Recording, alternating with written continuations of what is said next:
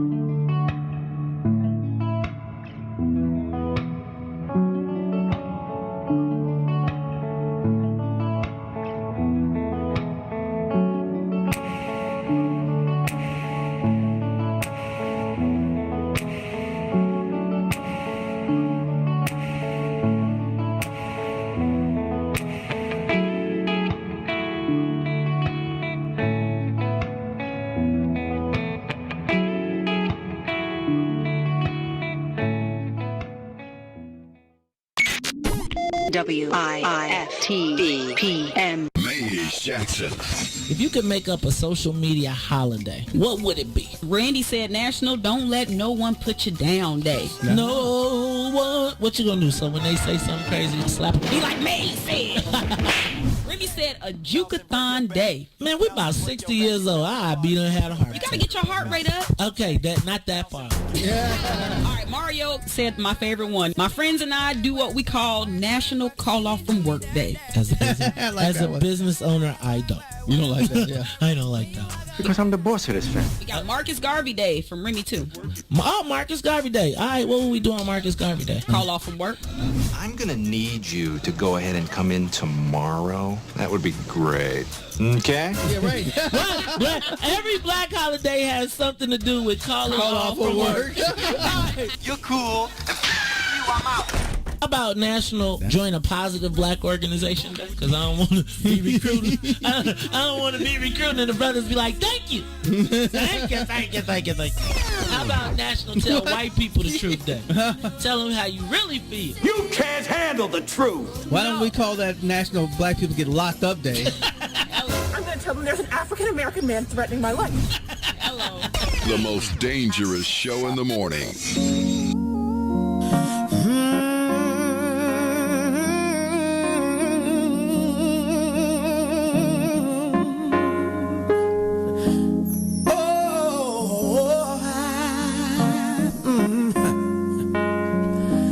Can I talk to you, lady?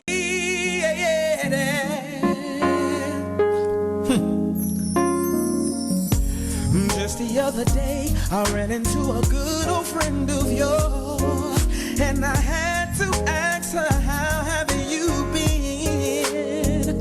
She told me you were engaged and happy. My heart fell to the floor, I know it should have been me, but I couldn't see you with no one else. But I believe it. When I see you standing, I believe it. To tell you how I feel, yeah. Oh, I can't believe it. Forever, baby. I thought I was invincible, no one could take my place. I still get funny feelings when I see your face. I know the love we shared was so real. In spite of all the ups and downs that we've been through, sometimes I wish I was there with you to share your world. You were my girl, I'm still in love with you. But I know you better off with, 'cause obviously it wasn't meant to be. I'm so glad to see you happy. But your love and life goes on. We had to go our separate ways. You found someone for you. I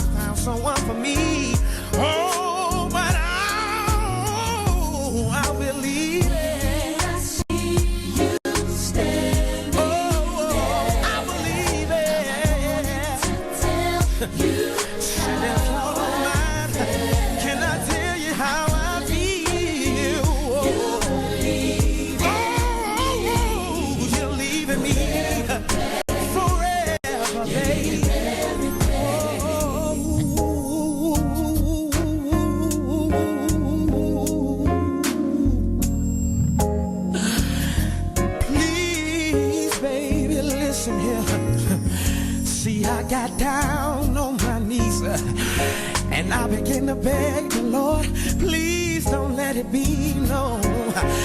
I love that woman. I love that woman.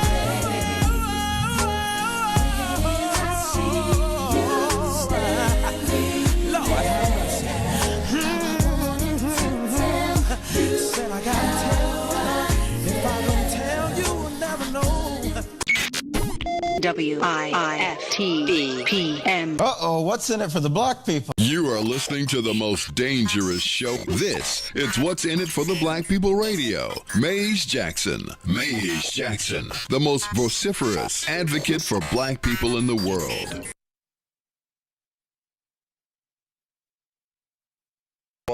For Ruthie Moore, for Ty Stroger, I am the host of the Maze Jackson Show, asking every single day, what's in it for the black people? And if you don't like it, you can still tell them Maze said, Mayor Lightfoot, man, we ain't accepting that. We ain't accepting that. Let's go.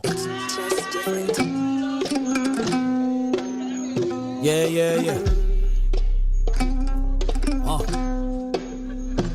Let's get down to business and go ahead and address the facts. Man, Lightfoot seems more than black. Rahm Emanuel's another case. He was just as tired. 50 closed schools left much to be desired. Police had Anjanette naked on that body cam. They suppressed the footage so it couldn't touch a lot of hands. Reminds me of that 16 shots in that cover-up. Both of them similar, so I went and dug it up. George Floyd killed, a lot of riots happened in the town. Southside burned and they wouldn't let them bridges down. Grandmother sick, need a prescription and plus a couple groceries. You gon' have to travel just to get it now. COVID-19 out here shutting all the business down. Not enough SBA loans to even give around. So many failed businesses that you could put them in the pile. If you don't survive the pandemic, it's gon' sit you down. We sing, dance, play ball, entertain, and crack jokes. Government infested black neighborhoods with crack smoke. System that milked us so bad, we got lactose. Still trying to find out what's in it for us black folks. We sing, dance, play ball, entertain, and crack jokes. Government infested black neighborhoods with crack smoke. System that milked us so bad, we got lactose. Still trying to find out what's in it for us black folks. Shout out to Willie Wilson, hope one day you get to send it.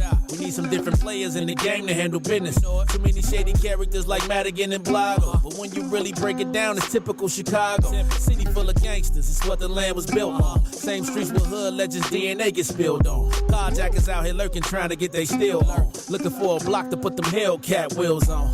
Let us give bogus appraisals a red line. Car crackers out here getting minimal fair time.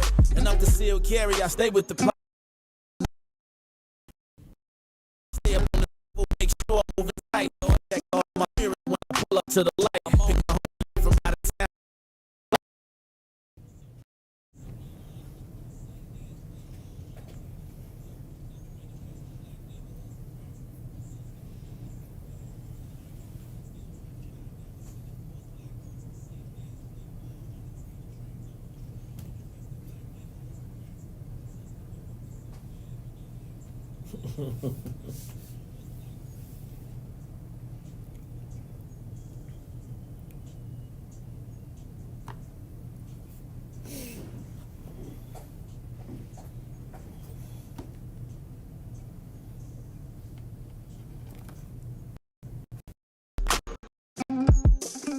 Wake up, Chicago! Wake up, world!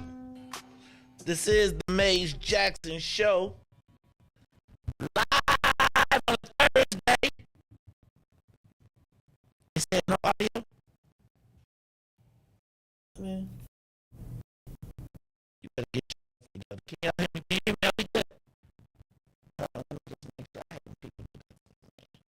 Now check yourself before you check the time. Hold on. Hello?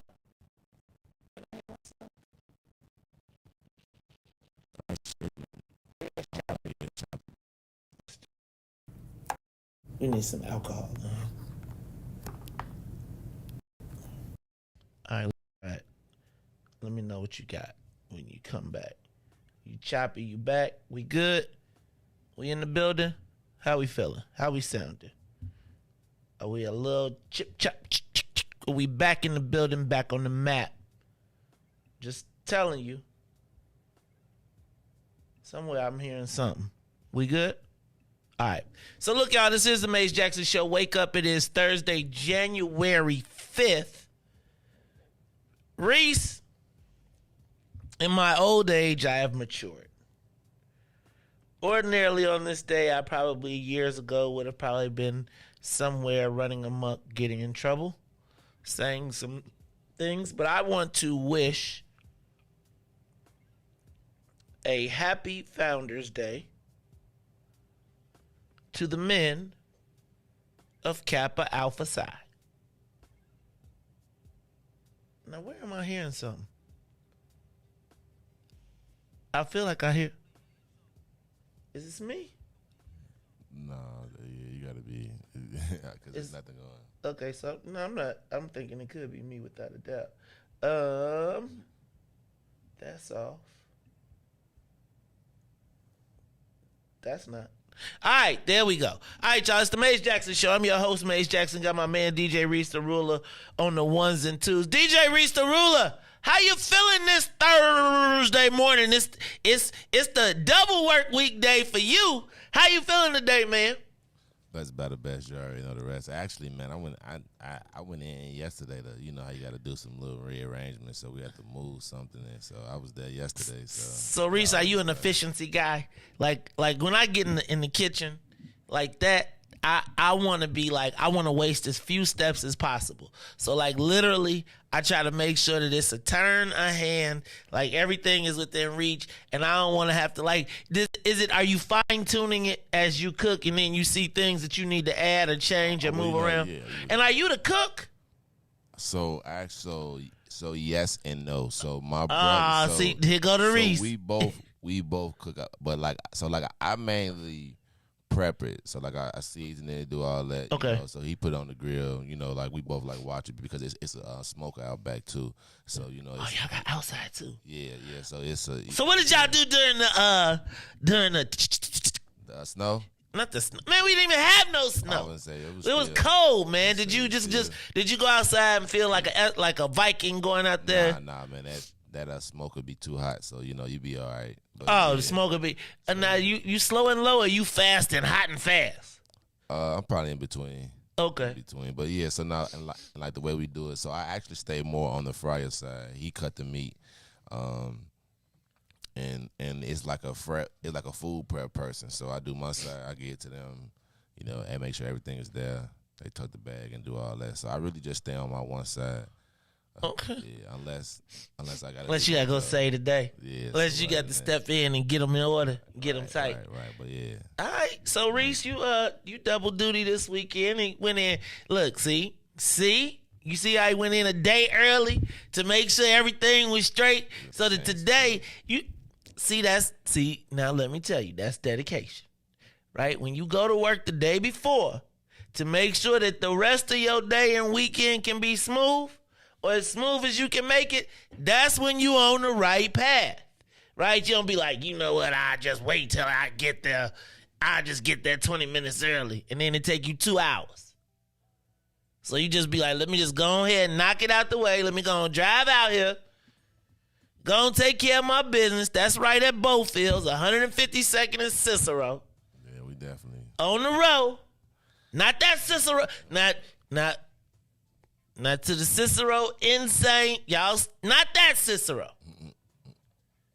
The other Cicero. The Midlothian Cicero. Now, let me tell y'all, when y'all get off on 147th and Sibley, you know, when I see the Midlothian sign, I told you I'm nervous about Midlothian, right? Because Midlothian is the very first place I ever saw the Ku Klux Klan in real life. Like, in real life. Like, we was going to Blue Island to go see Aunt Mary Lou. And turned down the street and dun, dun, dun, dun, dun, dun, dun, dun. I was like, oh, no. Did I ever tell you I had a cousin that went to the Klan meeting? No, I went to his my cousin David, actually Mayor Bryant's dad, went to his high school Halloween party as a Ku Klux Klan man. And my auntie made the uniform. I remember this so distinctly because he didn't have a costume. So she took a sheet and literally made him a Klansman. And here's a black dude going to and it was no big deal, Reese. It was like it was no big deal. I remember plain as day in the front room, upstairs. And out the door goes David as a Klansman. And now he went to Eisenhower too. I remember it. So that's crazy, right? Like think about that in today's time. The white people probably would have stoned him. Nah, then it would have been hate crime. Yeah, just like traumatized. Because remember earlier we were doing the coverage on the boy that he went to school in the Germanish outfit and did the little coverage. Right. Yeah. So it could have been like that, man. So well, they didn't have. They would have wanted to kick him out of school. They would have said, they would have told him that he needs training, racial training because that afflicted people. So yeah, he can't do that now. You can't do none of that now. First of all, I think now we might have had to catch him on the way there. You know what I'm saying? Speaking of that, it's the Maze Jackson Show. I'm your host, Maze Jackson. Okay, Reese, I got to tell you an observation that I made, and I don't know how to. I want to say this as politically correct as possible. I believe that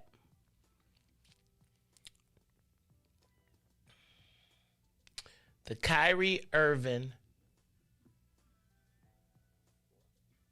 Kanye West situation, conversations have created a unique dynamic in the world that I don't necessarily think our children are prepared for or are watching for. And it really made me think of you yesterday. And I mean this in the most respectful way possible. And I'm going to just share this. And I'm going to share it as... So yesterday, I went to a high school basketball game of which the name shall not be said. Okay? One of the schools had a predominantly black basketball team. One of the schools was a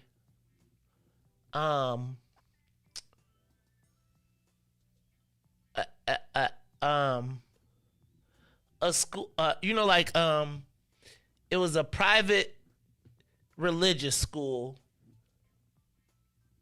from Skokie. The basketball team all wore yarmulkes. You know what I'm talking about? The little things. And it was a proudly that school. Like I don't know how to, it literally was a school where every single person, even in the audience that came, had on the thing, had on the yarmulke, respectfully. In watching the game and watching the attendance, I felt acutely aware that the other team was playing for more than just the win. They were playing to prove a point that I don't think our kids, or the kids on the predominantly black team, were aware of. I feel like the men came for security of their children at the game, and I feel like everybody who was sitting in the game, like on our side or on the side that I was sitting on, they were just in la la land like it was a regular game.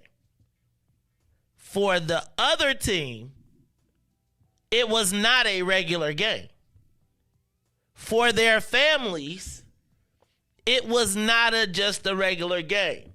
Right? Because because I pay attention, there was clearly school security there to protect their kids.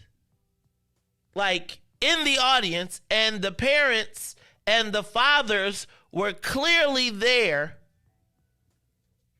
on some, not only are we here to win, but we recognize that we could be potentially entering into a space, and so we are here to protect our own. I felt like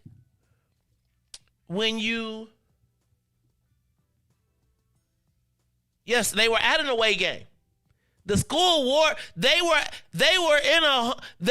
away team was, and what I am trying to explain to you is that there was more than just the basketball going on in the court, and there was more than just the coming to watch the game. There was somebody clearly had a meeting that said, we are leaving our safe suburb. Fathers, you should be there, visible and present. And families should feel as though, like I felt like, as much as I wanted to talk smack, like they were talking so much smack back, and the kids were like, it was so crazy. So, let's go defense. I'm the loudest dude in the gym. I'm doing my thing, right? Then all of a sudden, every time I say, let's go, you hear this other thing, but they're doing it behind. It was like almost like military, fam. And the kids were behind it was like the moms, the kids, then there was like a perimeter. Then to the floor, and then as they proceeded to, and it was like, I felt like everybody on our team didn't get it, or on the team I was watching didn't get it. And they're like, Mays is crazy. He's always the one that's like, and I'm like, do y'all not see this? And I was just thinking to myself how we are the only people that are just and our kids, I wanted them to be like, to understand, like, you don't understand, Reis. You don't understand.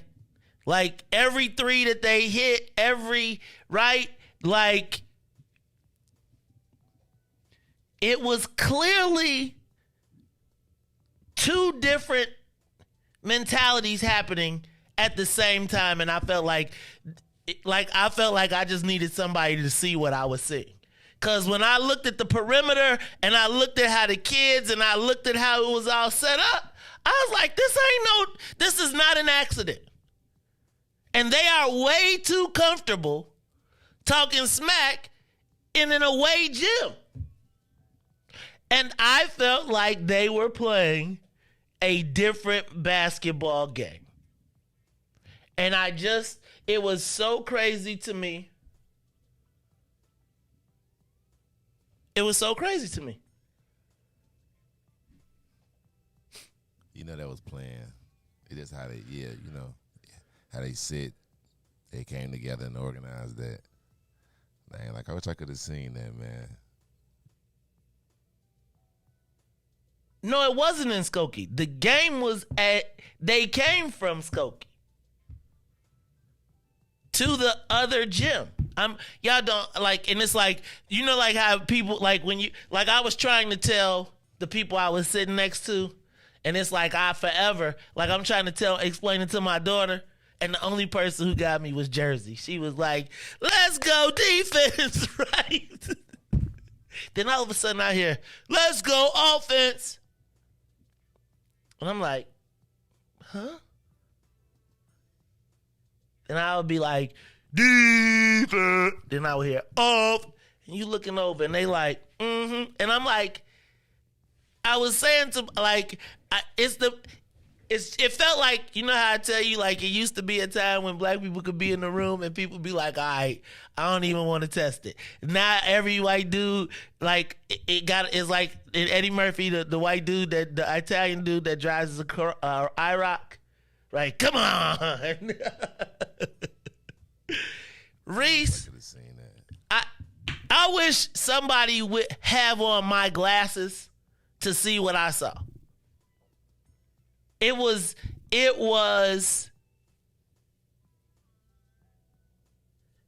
the fact,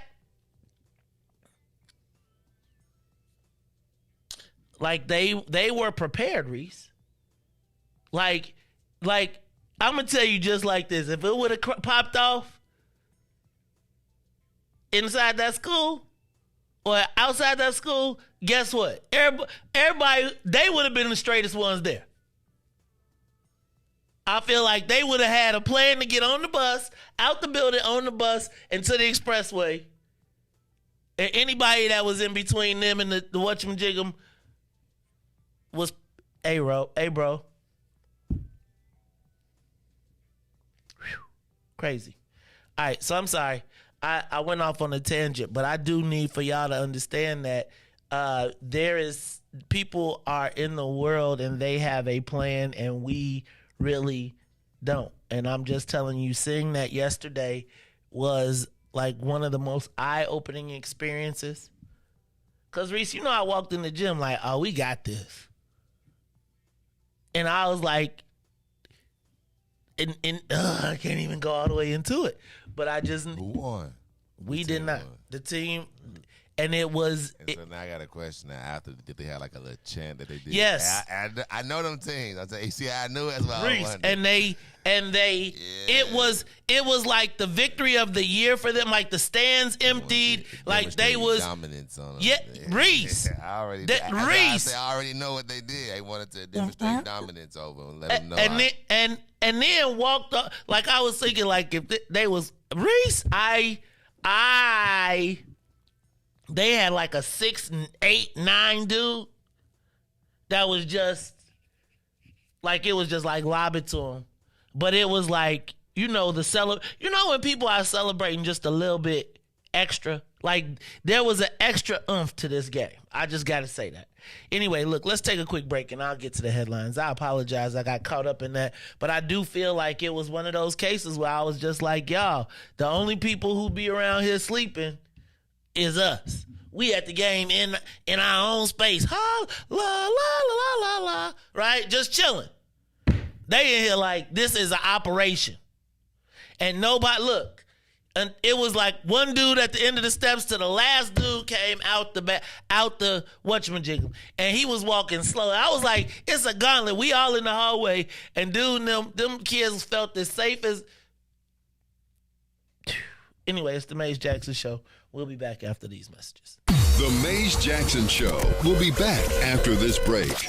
Maze Jackson. Tune in to the Maze Jackson Show every day, Monday through Friday from 6 to 9 a.m., where you can catch us on YouTube, Twitter, Twitch, and Facebook Live.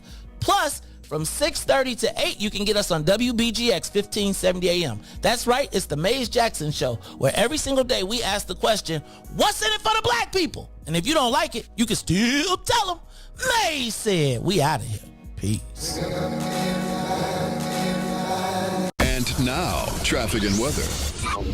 Yo, who said devotion had to be sad? Yo, check this out. The Lord is my shepherd, I want. He's making me to lie down in green pastures. He leading me beside the still waters. He restored my soul.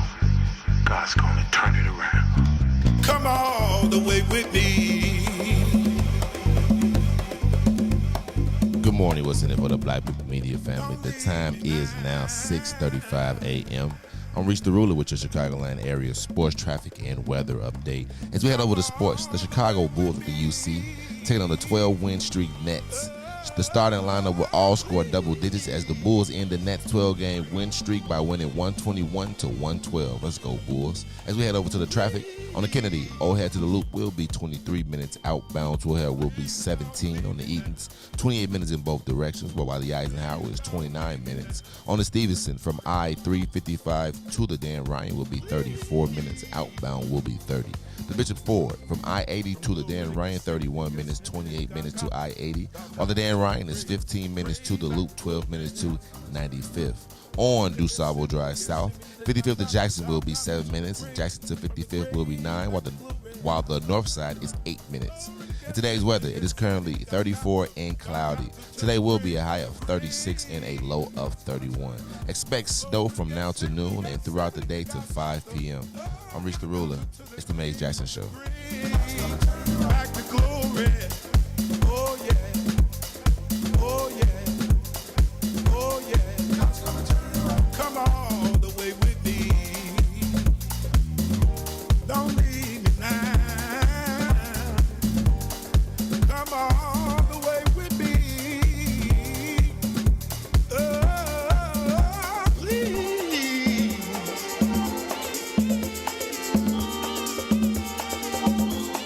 God's gonna turn it around.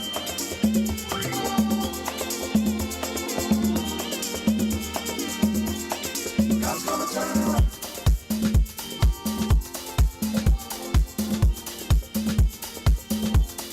God's gonna turn it around.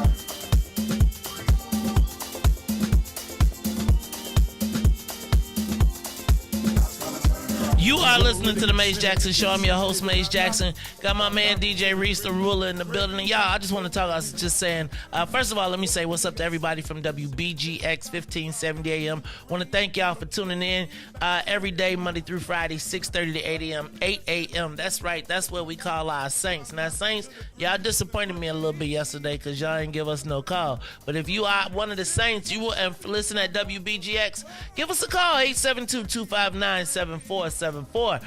You can catch us every day, Monday through Friday, 6:30 to 8 on WBGX 1570 AM. That's what's in it for the Black People Radio.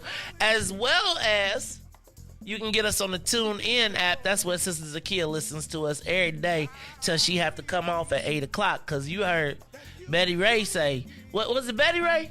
Betty Ray say, because at 8 o'clock, she got to get her. She tried to get on her computer and get the Facebook, YouTube, Reis. I got to call her. Because I got to get her set up. You know what I think I might have to go get her? I might have to go get her a Fire Stick. And just have it, and just put the Fire Stick on her TV and say at 8 o'clock, just push this button. I just figured out the Fire Stick can control the TV. So I got the Fire Stick hooked up. Look, man, I almost feel like you really don't need to buy cable. Because, like, DirecTV is on the Fire Stick. I was like, wait, DirecTV, what you doing on the Fire Stick? I'm paying all this money on the... Anyway, y'all, it's the Maze Jackson Show. Now, let me also say what's up to everybody who tunes in to us on Facebook, YouTube, Twitter, and Twitch. Facebook, YouTube, Twitter, and Twitch every day, Monday through Friday, 6 to 9 o'clock a.m. every day. Reis, and for those of y'all who don't know what we were talking about, and I have not gotten to the headlines, yesterday I attended a basketball game, teams to remain unnamed, but one of the teams was, I guess I can say it. It was the Yeshiva. Well, I can't say it. I'm not gonna say the teams, but it was a Jewish school. And Reis, and can I be clear that there was nothing disrespectful? As a matter of fact, it's kind of like when they teach you in concealed carry, you got a whole different way about yourself. When you know you got you know what I'm saying? So it's like you don't even get all excited. It was like the kids knew to come up to the line, and they knew that as long as they came up to that line, whatever happened, they were straight. And the thing that I thought in watching and seeing all of it is everybody who I was sitting around was completely oblivious of the fact that there was clearly a school security plan for the parents, the students, the kids, the underage kids knew what and where to go. And then, Reese, there was strategic entry exit, and they straight up had a plan. And it was like, I felt like, again, and I don't mean this in a, like, I felt like there used to be a time, I'm just telling you, when white people would get around black people and they would get a little tight because they didn't want no smoke. And I'm telling you that they was like, they didn't say they wanted smoke, but they was like, we're prepared for, we have a fire extinguisher. Poking their chest out a little bit. Yes. And their kids were poking their chest out a little bit. Even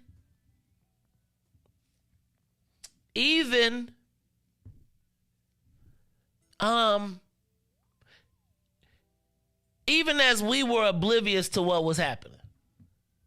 And it's funny because I was talking kind of a little smack. I was like, boy, if we was at CVS or we was at Zook, y'all wouldn't be talking that smack. But can I be honest with you? I think they would have. I think that they knew that they were in a hostile space, or what had the potential to be a hostile space, and they had an entry, exit, and plan, and they enjoyed the game, and they kids felt safe. You know, like where people be like, I be hearing people say, when we go play such and such, we got to be careful because we can't get out the gym. Huh? They was like, let somebody. But you know what else I didn't see? I ain't see no kids running around outside the perimeter. I ain't see at halftime, every time it was a halftime, some kid coming from the stands and dribbling the ball, right? They knew all the kids had a blast. And not the kids shooting at the halftime. Right. On the court. Huh? Tell about how the kids shoot at halftime on the Right. You had to get off the court. No, it wasn't none of that. It wasn't none of that. Like, all the kids went right up to the first, and I just thought it was not crazy. What I thought was, nobody here sitting around me is seeing what I'm seeing. Not in a bad way, because we was just it's just another game. To them, they was on code from the time, and I was talking to the security, and he was like, and I was like, man, back in the day, he was like, yeah, man, it's a different world. And all I was just saying was, I think about how many times we went into hostile territories, like when my son was playing in the Catholic League, Southwest Catholic League, but nobody really cared because it was just us, right? The white guys was like, we're in our home. It was, man, Charlie, that yesterday was just such an eye-opening experience. I'm just telling you. Right, because you got the white, because you go to the white school with the white security, with the police. I'm on division, dog. And first of all, I wasn't on division, so let me just stop that. Anyway, y'all, it's the Maze Jackson Show. I just had to share that experience with you yesterday. All right, happy happy Founders Day to the men of Kappa Alpha. Look, I almost lost it. Kappa Alpha Psi Fraternity Incorporated. Reis, yesterday, Willie Wilson trying to put together he ain't say it was the Black and Brown Coalition. He said, let's put it this way, it's a start. But Ray Lopez endorsed Willie Wilson yesterday, Reese. Now that threw me all the way off. Hold on one second. I'm trying to see. All right, so we're gonna talk to Alderman Ray Lopez at 7:30. Right? We're gonna find out what was his impetus for endorsing Reverend Dr. Willie Wilson. Reese, Dr. Wilson. What you think about that? Was that a good one? I mean, I do. I think now my question is, can he bring the Lopez people with him? Now, let's just say this. And now I'm going to save it. But we're going to talk about this because I think this is really an interesting development. It's the second time that we've heard somebody who we would ordinarily figure to be oppositional pro Dr. Wilson. right? Remember when we heard Nick Spazzato? Nick Spazzato, I'm going to tell you, bro, he is the whitest of the white guys on the Northwest side. And he was like, you know who's going to get a lot of votes in my ward? Willie Wilson. Now we talking about Southwest side, LGBT. Even though I don't know that I count that. I don't want to say I count that for Ray Lopez because I don't think he lets that. That's not one of his calling cards. Even Latino ain't really his calling card. He like, I'm Ray Lopez. Period, point blank. This is what I'm standing on. Right? And whether you like me or not. And what I feel like Dr. Wilson is kind of putting together, that we'll talk about a little bit later, is a non-politically correct coalition. He's putting together a non-politically correct people of color coalition. And that, Reese, is a peculiar thing that kind of popped up on me, right? So he's got a LGBTQ Latino male alderman. Reese, none of those would typically be our allies, but I would tell you that since day one, Ray Lopez, since we got over our beef, Ray Lopez has been one of the most outspoken Latinos for black issues. Or let me not say black issues, but you know what I'm saying? Like, and then Nick, so I feel like Dr. Wilson is going into the places where all the people who tired of you saying you can't say God, right? You can't, like, he is picking up all of the people who are tired of cancel culture, if that makes sense. Do you think the church will retaliate by that endorsement? You know, no, because if they don't retaliate, if they're gonna retaliate, they need to retaliate on the Lori Lightfoot endorsement. I'm just telling you. I think Dr. Wilson is putting together what I am seeing as a anti-cancel culture coalition. Now, we gonna pay attention because this means, right now in my mind, this means it's a 50-50 toss-up for Willie Wilson and Paul Vallis to get the police endorsement. Which to me means Beverly, right? Mount Greenwood, Audrey said a renegade party. Right, it's the party of the renegades. The non-politically correct. Everybody who like, man, I'm tired of this. Dr. Wilson said, I'm tired of y'all telling me what to do with my money. White people, I'm tired of you telling me what to do. And Dr. Wilson was clear in this thing. He said, this ain't necessarily the black and brown healing our relationship. And Ray Lopez said, let's put a real black and brown coalition together. Not one where it be like, this is the same Ray Lopez that said we need to break up. You know what? Remember, he was the first one to say we need to have a designation for American descendants of slavery. We got to talk about this Ray Lopez again, man. This endorsement, Reese, if he could pick up 3 of the 7 points, that's 3 of Ray Lopez's 7 points. Reese, Dr. Wilson trying to sneak up on you. He said, I told you. Slowly, too. Amen. It's going to be interesting to see. All right. TV ads. They on and popping, Reese. I turned on the TV yesterday. They was like, bing, bing, bing, bing, bling, bling, bling. It was Paul Vallis, Lori Lightfoot, Chuy Garcia as a puppet. Then it was Brandon Johnson. I think I understand the Brandon Johnson theory now. It's like Brandon Johnson, I think he took that 30, cut it into 15, said run it like 30s, but put them in 15-second slots. So it's almost like he bookending people, right? Like, so he's got the whole, it felt like yesterday, Brandon had the 2-for-1 split, right? So same message, and you feel like, damn, is he back on again? But it's 30 seconds cut in half and then made into a 15-second spot. So it'd be like, I'm Dr. Willie Wilson, and then it'd be like Brandon Johnson. I think I might see something there. Now, I don't know, man, Reese. He gonna have to run a lot of them boys to catch up. But I also woke up this morning and I seen the signs on the street. So Brandon got the blue and white signs. Dr. Wilson got the red and white signs. Now, I think they say the signs. I think this is going to be a time that signs matter on the black part of the city.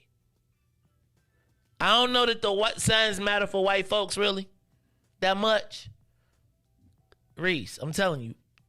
And my key learning here is, do you know that in the last race that I cared about, that chump didn't have not one lawn sign. Not one. Not one. I still see them signs up. I do too. Man, I'd be like, gonna be the queen of the world one of these days. Cause the people's, and it's like, oh, you know, we gotta ask all the people that's now, cause you know, Chuy was with dude. And now all the Latinos getting priced out their house for their property taxes. I wonder who gonna ask him. Is he gonna ask for the dude? Anyway, let me stop. I'm already thinking about. But Dr. Wilson, y'all better. Dr. Wilson, what was that song? Was it "Creeping on the Come Up"? Was that Bone Thugs and Harmony? "Creeping on the Come Up." I think they had an album. You Riis, you too young. Anyway, we're gonna talk about that. Kevin McCarthy. Are y'all seeing this? This man done got voted down. How many times do they got to tell you, no, we are not breaking before you say, all right, pick somebody else? 3, can 20 people hold off 200? Riis, a good friend of mine used to always reference the movie 300. Remember the movie 300? Right? Love that movie. Everybody love the movie till Leonidas tell dude break through that wall. Anyway, this is what we are watching right now with Kevin McCarthy. For those of you that have been watching and been with us, this is what would have happened to Speaker Madigan if he would have tried to run for speaker and he refused to be embarrassed like this. Kevin McCarthy has been voted on 6 times, and he has lost 6 times, Riis. That's crazy. He said, we going home, we're going to try and start again. Because 20 people are holding out. So he can't lose. Do you need to like? Well, here's the thing, Riis. 20 people are holding up 200. 200 people are like, we with him. 20, he can't lose 5 votes. He's lost 20. That the 20, like, we don't care if the black man Democrat win, you ain't winning. They are, and I think there's something we got to talk about because there's a leverage lesson that we need to learn. So we'll talk about that a little bit later. That's part of my social media question of the day. Do you know John Fountain, Riis? You ever heard of John Fountain? He was the writer over at the Chicago Sun-Times, the black man. I wasn't an every column reader, but every time I did read his stuff, it was very thought-provoking. Yesterday, I was on the side of the employer.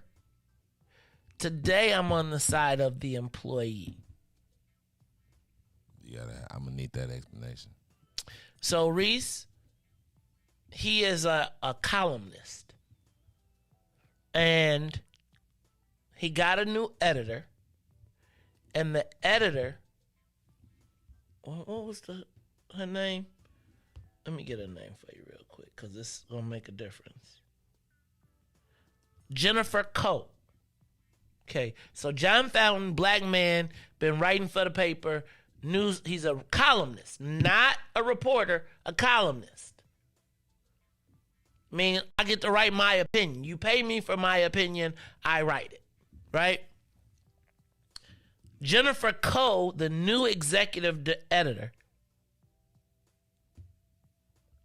goes in to tell him a better way to write the story. Jennifer Coe, who I'm supposed to probably not say is of Asian descent, and she is telling a black man a better way to express his concern over a black man. In the case of this, I'm on the side of the employee. Okay, I can see that one. As a matter of fact, I take it personal. And I think sometimes women in power overcompensate when dealing with men, and black men in particular. I think that people of color was leveraged against him. So I want to talk about it a little bit, because I think part of what he was talking about was how he had, how even when you are in the, like if you love something that you do and you want to climb in the industry, how as a black man, and I'm not even, but particularly a black man, you have to make yourself smaller. You have to make yourself less intimidating. You have to preface your comments with all due respect and humility. And it was interesting because I was thinking about that space. And I've been seeing a lot of posts about like black men and where do black men go, and I was just thinking, like, he was like, I feel like a freed slave, and I was just thinking to the whole premise of the little black man, right? Like the little black man who has the weight of the world on his shoulders, but he has to play himself small so as not to be a threat. And I just thought it was really, really, really interesting. And I was just thinking about like that. I mean, I think that story, when you look at the picture of the lady who told him, "You're gonna write it my way," you got two choices. You either gonna take one of these two options I gave you, or you can start over. And you like, wait, you telling me my voice? I just remember, I be triggered, man. And I just remember being told that I can't speak my truth for black people. Like that I was, but this time it was a black woman. Right? And I just think about how many times a black man has to get his gonads handed to him on the path to success. And then when they finally get there, this man is a Pulitzer Prize winning, right? Like, I don't know, man. It was just a crazy story that this woman, Jennifer Coe, an Asian woman, could tell a black man how to write his feelings for a black man, and you pay me to tell you my feelings. Now you could say you might want to use a better word, right? But no, it was just interesting to pay attention to, and I will talk about it a little bit later. What else I got on my list, Reese? Did you see CPS is covering up their absenteeism? You know what they're saying? Because they would get more money because they've been for absenteeism. So they have been let me back up. CPS has been categorizing absent students as transfer students and as people who have left to be able to keep the money that they are getting for outreach, etc. Reese, it's crazy to me. This is a classic Ruthie reference of data manipulation. So if you recode the student as a transfer student instead of a student that hasn't showed up for class, then you still get the money and resources for going out for truant officers. CPS basically admitted it in the report too. It's just crazy to me. Yeah, man. That's all I got for headlines. Reese, this is what I'm going to do. I'm going to hit, before we go to break, I'm going to drop the question. And then we'll get answers to it. And then we're going to be looking to talk to Ray Lopez at 7:30 We'll be talking to Ray Lopez at 7:30. All right, y'all. This is the Maze Jackson Show. Reese, I was talking a little bit about Kevin McCarthy. Are you familiar with Kevin McCarthy? If you're not, he was the House Minority Leader all through for the last few years, and has been working to become the Speaker of the House, and finally achieved that by getting the House of Representatives a majority Republican. Reese, so he did all the heavy lifting, not all of it, but most of the heavy lifting to get the Republicans to be in the majority. Then Reese, once they're in the majority, he moves into the Speaker's office because he assumes that they're going to give him the job of Speaker when 20 people, 19 and then I was moved to 20, decided to hold out. Now, he needs, I think it's 205. He can't lose 5 Republican votes. Right now, there is a group of 19 that have said that they will not vote for him in any circumstances. President Trump called them up, and they called President Trump out and said, President Trump, you are our favorite president, but if you calling us, you need to be calling your boy and telling him he need to step out, because no matter who call us, we are not budging. They have gone on, so Matt Gaetz has gone so far as to say, I won't vote for the dude, and I don't care if Hakeem Jeffries, the black dude on the Democrat side, get it. We not supporting you.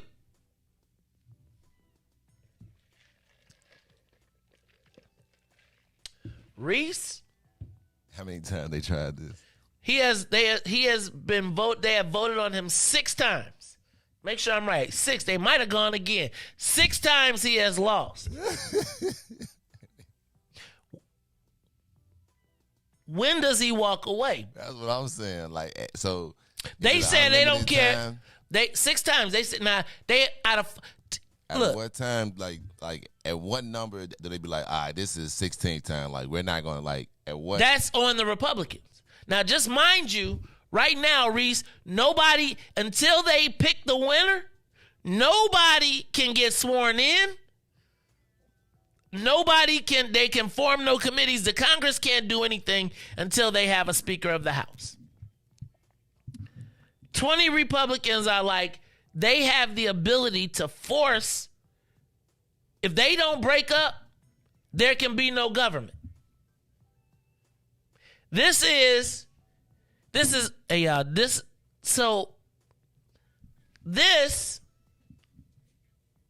example of leverage. When 20 people can stop the momentum of 200, guess what, Reese? They're using the power that they have, because after this moment, whatever they don't get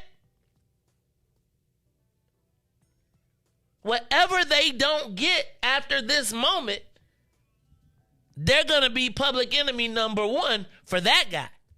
So now, Reese, they got to die on the hill. They got to get a new speaker, because whoever the new speaker is will be grateful that even though they didn't want to participate, you got the hammer now. So, Reese, why don't you hit that button? It's time for the social media question of the day. What are the lessons to be learned from the Kevin McCarthy struggle for Speaker? Look, I want y'all to talk. I want to have some dialogue on this, because this is actually leverage. So, Reese, let's take a quick break, and then when we come back, we'll talk about it. It's the social media question of the day, y'all. Maze Jackson, Reese Tarula will be back after these messages. The Maze Jackson Show will be back after this break. Hey, Chicagoland, all roads lead to Solo Beauty Supply, the largest black-owned beauty supply in Chicago. We carry a large selection of natural hair care products, plus much more. So come see us at one of our 2 locations, located at 9011 South Ashland or 8158 South Cottage Grove. Our inventory is growing, and with your support, Solo Beauty will continue to be a source of pride in our community.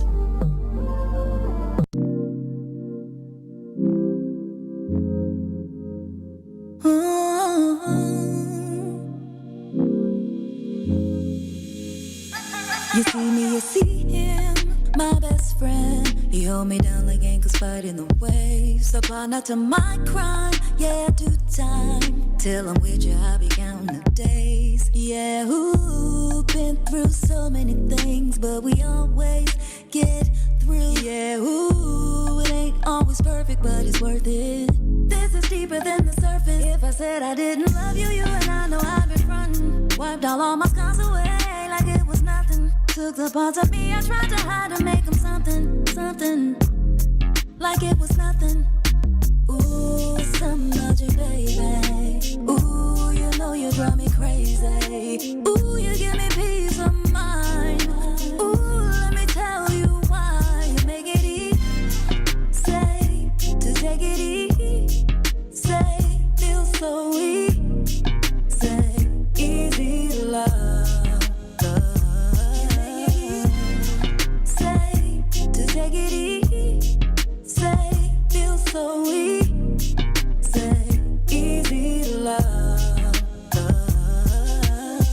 I never thought that I would give it to you, but now I don't think it's the time, I won't do it. I think it's cause the way you talk to me, know how to say it without making me feel little. You're gracious even when you pop off on me. When you get done, I got a little something to drop off on you. Because you earned it with the time you took to put it that way. You got me liking to get put in my place. If I said I didn't love you, you and I know I've been frontin'. Wiped all my scars away like it was nothing. Took the parts of me I tried to hide to make them something, something. Like it was nothing. Ooh, something about you, baby. Ooh, you know you drive me crazy. Ooh, you give me peace of mind.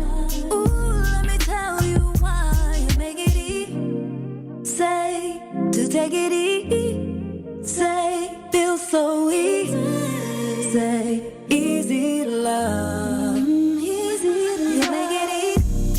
Say, to take it easy.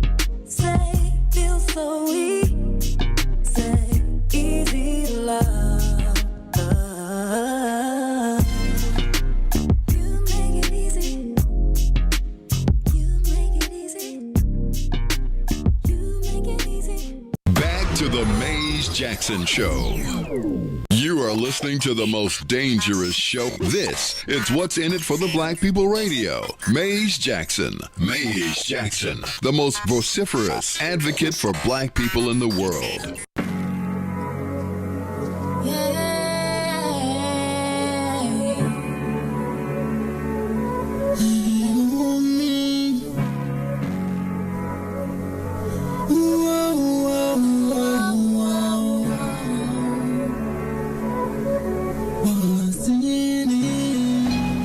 For the black people, cause economically we are not equal. Waking up to lies, can't toast no more. I told y'all, yeah, this a dangerous show. Don't go to church if you ain't trying to help us. Don't even try to be around and can't protect us.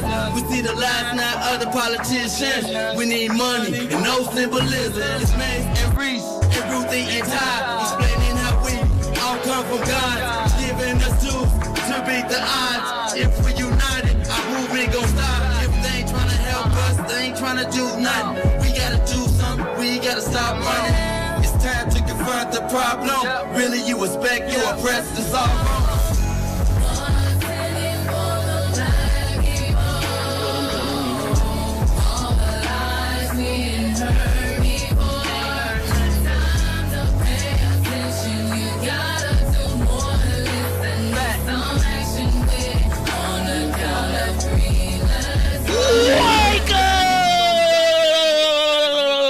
Chicago. Wake up, world. This is the Maze Jackson Show. I'm your host, Maze Jackson. Got my man, DJ Riis, the roller. Shout out to Wortham Robinson, photographer extraordinaire. Some of the other photos from the You Dig photo shoot.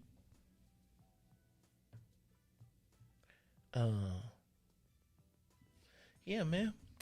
So, Riis, before we went to the break, I wanted to know, what are the lessons to be learned from the Kevin McCarthy struggle for Congress? Riis, first of all, I want y'all to give us a call at 872-259 7474. 872-259-7474. Kevin McCarthy was presumed to be the shoo-in Speaker of the House.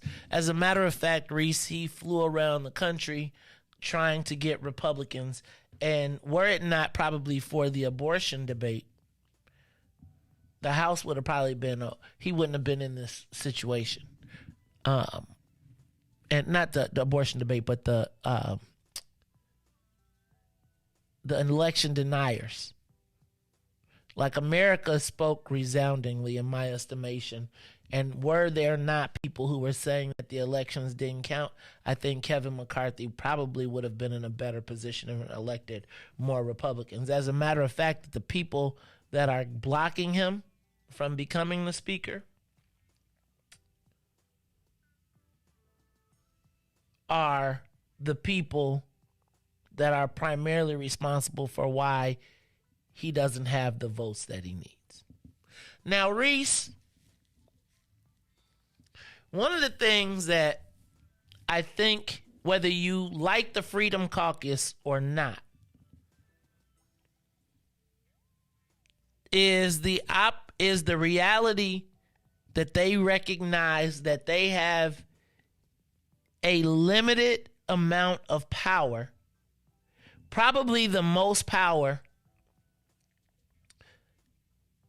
that they, well, now actually they probably will be more powerful, but like right now, Riis, they realize that if they can hold their coalition of 5, because if Kevin McCarthy loses 5 Republican votes, he can't become the Speaker no matter what, unless they drop the threshold to become the Speaker. But if they drop the threshold, then they potentially put themselves in a situation where Hakeem Jeffries would become the Speaker of the House, right? So they could vote to change the rules, but in that case, if that was to happen and they vote to change the rules, then the reality is Hakeem Jeffries has the most votes, and Republicans could potentially wind up electing the black man as the Speaker of the House when they actually are supposed to be controlling all of the cards. Riis, 5 people, 5, have the whole government stalled. And regardless of how you talk crap about them, regardless of your feelings about them, there are some lessons to be learned if you are willing to not be liked. Riis, oftentimes, the reason that black people in Illinois politics lose is because of fear of not being liked, even when they have the leverage. Riis, think about this. Can you imagine if the Black Caucus in Illinois at the city or state level said, we will not vote, we will not put one vote on the cannabis bill unless there are black operators in the first round the way we want them? Riis, you know what they would say to you? They would be like, you're going to stop $1 billion.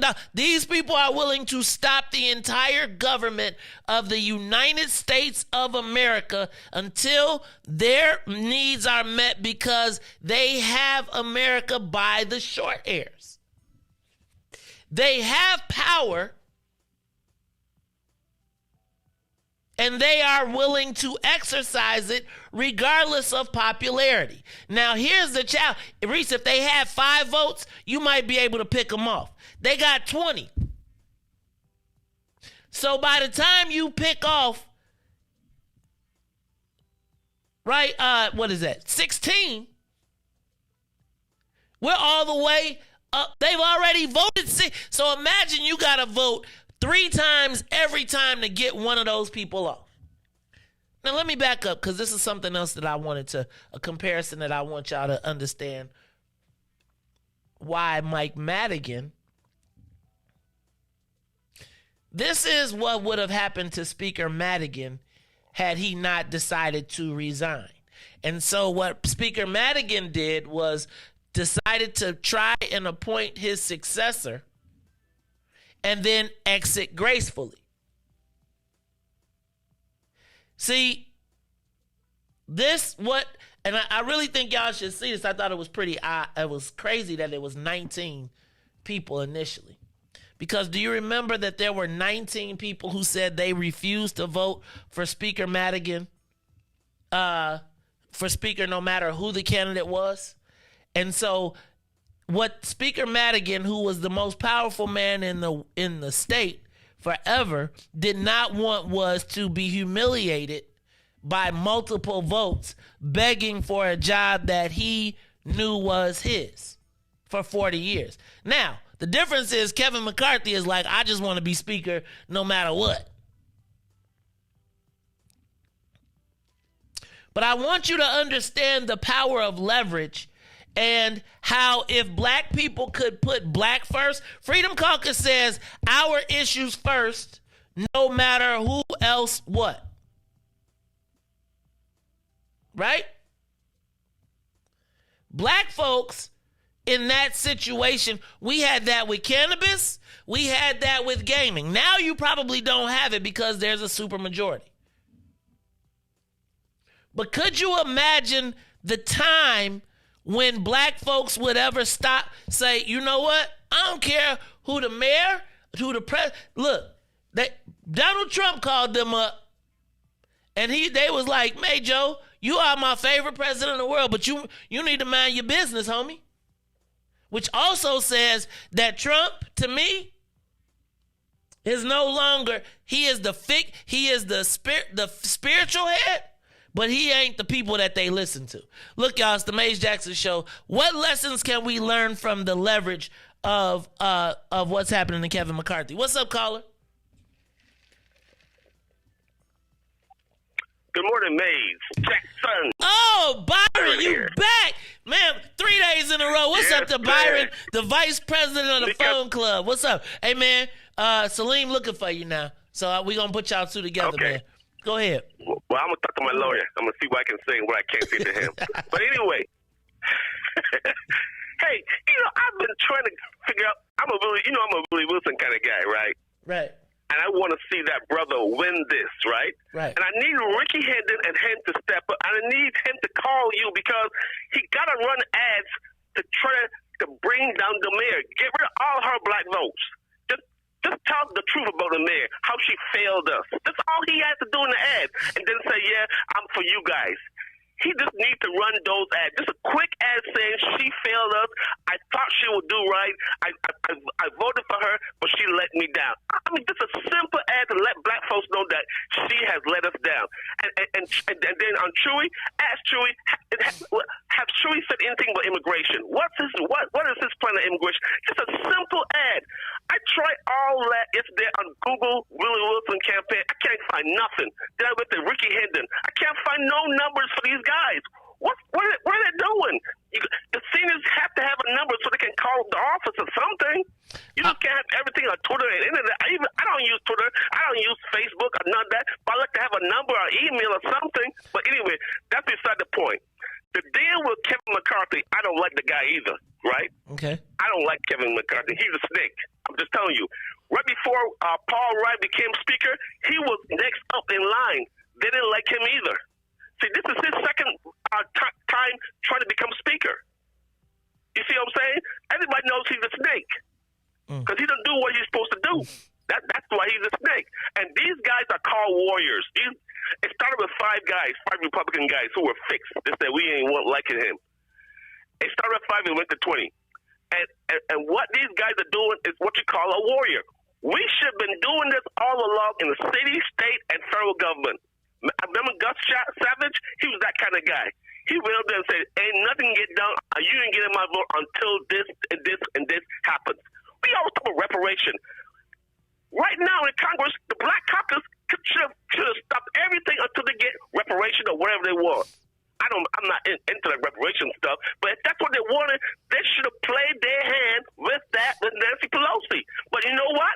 They're weak. These guys are not weak. Like you said, they're warriors. They know there's repercussions coming down the line. They know it. But they say what? We can set this ship on the right path right now. So we going out on a limb. We can ruin our careers, but we can set this ship in the right path. We going down fighting. We don't fight, man. You know it. Something to be learned. We know what's to be learned. All we need is people with some damn backbone. There's no backbone in Robin Kelly, Danny Davis, and the Panther Man. There's no backbone. And downstate, there's one guy that I think that you just said he finally made it to be a senator or a congressman downstate, and he's doing something. I forgot his name, but you had him on the show, and he spoke out on certain things. He went beyond his district and spoke up in the name of black folks and that crisis going down there with all those immigrants. He spoke up. We have to have people with backbone, Maze. And you keep asking that question. Do we see how we can use this as leverage? We should have been seeing it all along. We have leverage. It's our vote.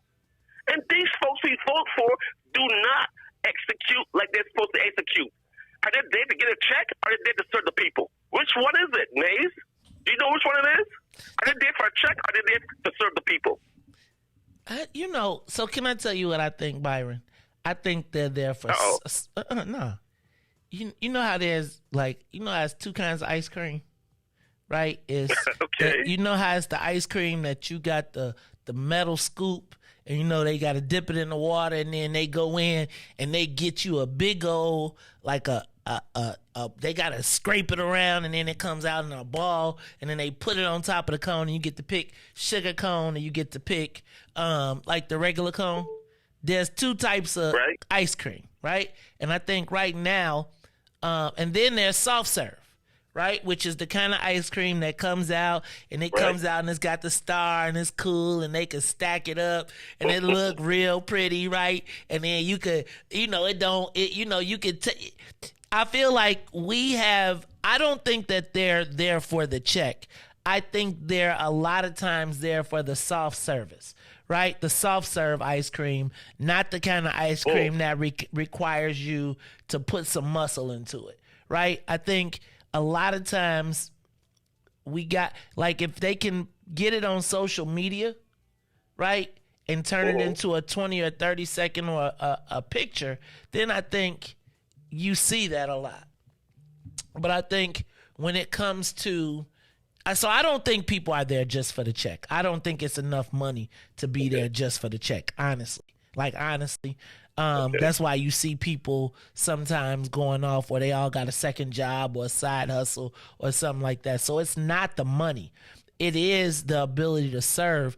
But I think the service is often soft serve as compared to the Baskin, well, I don't even want to call it Baskin Robbins, but when you go to the old school, when you go to Sean Michelle's, they got an ice cream tub and you got to dig it out. It ain't no machine where you just pull the lever and it just, whip around and look all pretty. Cause when you got to make one of them cones out the barrel, it ain't always nice and compact. It's got some hanging off the side, but that stuff that's hanging off the side, that's the part you go get first, right? That's the low hanging fruit. That's the money. And then it takes you a while, but the best part of the ice cream cone is once you got it in the cone, you done knocked off the top. And if it's soft serve, you got to eat it fast, so you got to hurry up because it's going to melt. But if you've been packing it down in the other, and so the analogy that I have is really, I don't think that our elected officials aren't there to serve. I think they've been accustomed to soft serve, but I think if they were to ever really move from soft, and I love me some soft serve, let me tell you, if I could put a soft serve machine in my house, I would. But it is nothing like some old-fashioned ice cream made where it's froze and you got to dig. You got the wrong scoop or you done broke the scoop trying to put the thing. You trying to pull the trigger and the trigger don't work no more because you done broke the screen because the ice cream's so hard. But that ice cream is the one that's the best when it's packed down into the cone and you savor it the most. So Byron, no, I won't say that they don't want to They're there for the check. I think they're there to serve. It's just been self-serve. But Maze, come on now, Maze. Most of those guys are lawyers. They can go and get another job. Not most of the black people. Right?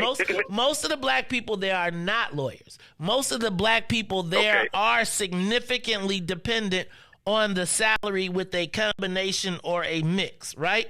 The premise, like a lot of times people think when you become a state rep or a state senator that you are going to make gobs of money. Man, they make $60,000 and $70,000 a year, right? Plus they got to travel. Plus they got to go to a hotel. Plus they got a lot of expenses. And so remember, I told you, being an elected official, especially downstate, is almost like a trap. It's been set up to make you fall into the hands of the lobbyists because you took this $70,000 a year job that gives you all of this title, but it really doesn't give you the economic boom that you think. And so that's where the lobbyist steps up and says, oh man, you tired of eating beans and pork and beans tonight because you thought you was going to be this glamorous guy down in Springfield? Let me take you out for steak and lobster, right? And then slowly but surely you move away. And that's my point, right? Like if you stand up in that and you don't take the soft serve, which is we going to get the people out of jail,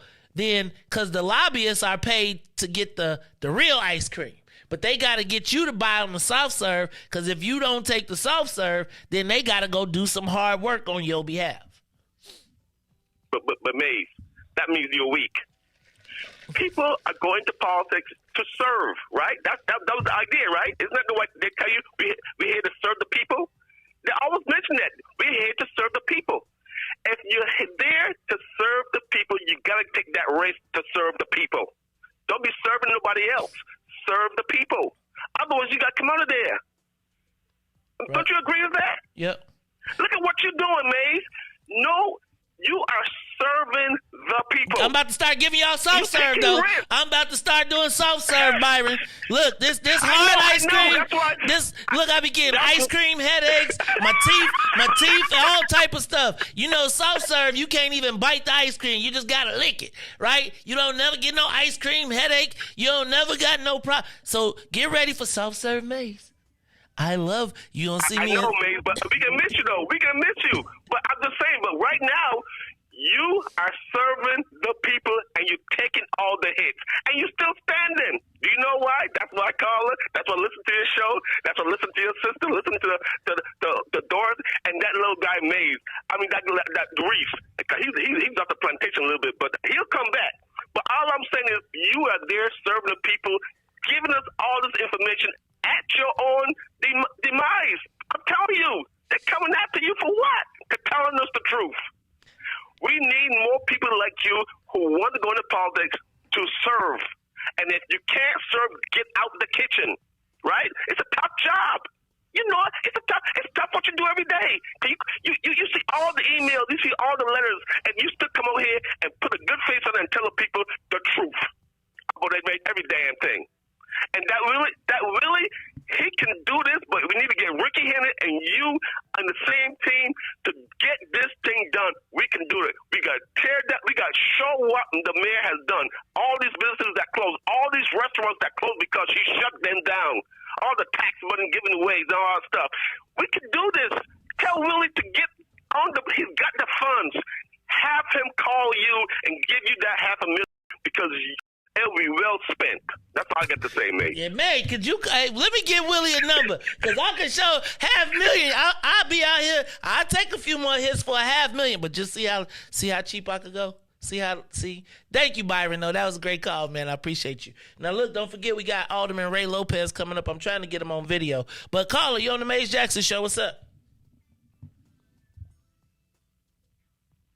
Caller? Hey, Maze, I gotta have me a scoop of chocolate with my bacon and eggs this morning, man. Chocolate ice cream. What up? At least I'm gonna have chocolate, though. That's Senator Ricky Hendon on the live line. What's up, Senator? How you feeling, man? I'll have chocolate, man. At least I'm chocolate. You know what I'm saying? Chocolate City, chocolate ice cream. Real quick, though, back to the Kevin McCarthy piece. Danny Davis called me from the House floor yesterday, and we just laughed because the Republicans are showing that they're totally dysfunctional. But when it comes to and we're at 2946 West Madison, Byron, and anybody else who want to come by the Willie Wilson campaign office, 2946 West Madison. Willie don't want to go negative. It's just who he is. Now, but that ain't what I called about. I'm going to listen for the Ray Lopez thing. The leverage people need to understand, Maze. I want to do the educational part. When I was first elected senator, we had to pick a leader. It was Emil Jones, Alice Palmer, or Senator Earlene Collins. I was the winning vote. One person, uno. I told Emil I wanted to be on appropriations committee, who was always in charge of the money, right? Right. Emil said, "Oh, freshman ever been on appropriations?" I said, "Well, you ain't gonna be leader then." You know what I'm saying? Guess what? I got to sit on appropriations. No freshman has ever sit on appropriations before or after, because it's the seniority system. But sitting on appropriations allowed me to be in charge on the black tip of all the money that was being spent. And one time me and Howard Carroll put in about $15 million for the homeless community. We found out the black community homeless advocates weren't getting none of the money. So because I sat on appropriations, I was able to call in the white folks and say, y'all got to split this money with the black folks. And they did. Same thing happened with the AIDS money. The LGBTQ plus community, white, $20 million. They weren't giving the black LGBT community none of the money. Because I sat on appropriations, because I stood up the email with my leverage, with my vote, they came, I called them in. And I said, I'll tell you what, if you don't split this with the blacks on the south side and west side, we're going to cut this $20 million down to 2. Guess what happened? They split the money with the blacks on the west side and the south side. That's what you can do with the leverage. And I got more and more examples of that. Don't want to hold up your collar, but that's what people need to understand. Use your leverage. It could be 1, in my case, which was 1. And then Emil did punish me later, moved my parking space all the way down to the end of the thing and tried to give me agriculture committee. I turned it down. I had no committee for 2 years, Maze, and I walked in the snow from the end of all the way to the Capitol when my true parking space was right at the door.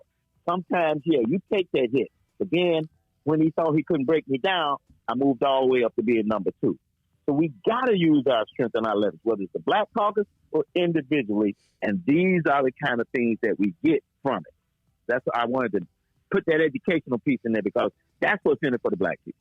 See, thank you, Senator Hendon. All right, man, look, he on that line right there. So, look, let's do this. Tell him we're going to hold on for one hot second, Alderman, and then we're going to take a quick break. When we come back, y'all, we're going to talk to Alderman Ray Lopez, who just recently endorsed Willie Wilson. Black and Brown Coalition. This is an interesting coalition. I feel like this is the politically incorrect coalition. But we're going to talk about it all when we come back. It's the Maze Jackson Show. The Maze Jackson Show. We'll be back after this break. Disney on Ice presents Frozen and Encanto in one exciting family experience. Sing along with Anna and Elsa in wintry Arendelle. And celebrate the power of love. Y Familia with Mirabel and Bruno in the show everyone will be talking about.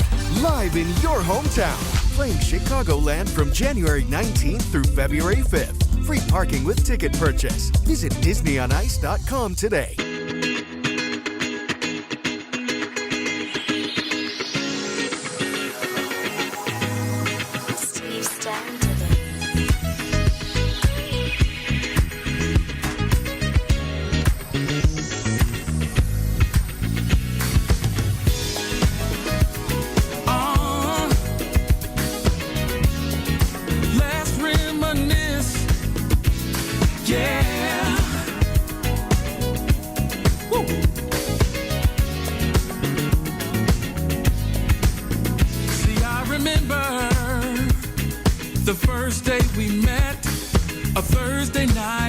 Club I'll never forget. Do you remember the words that I said?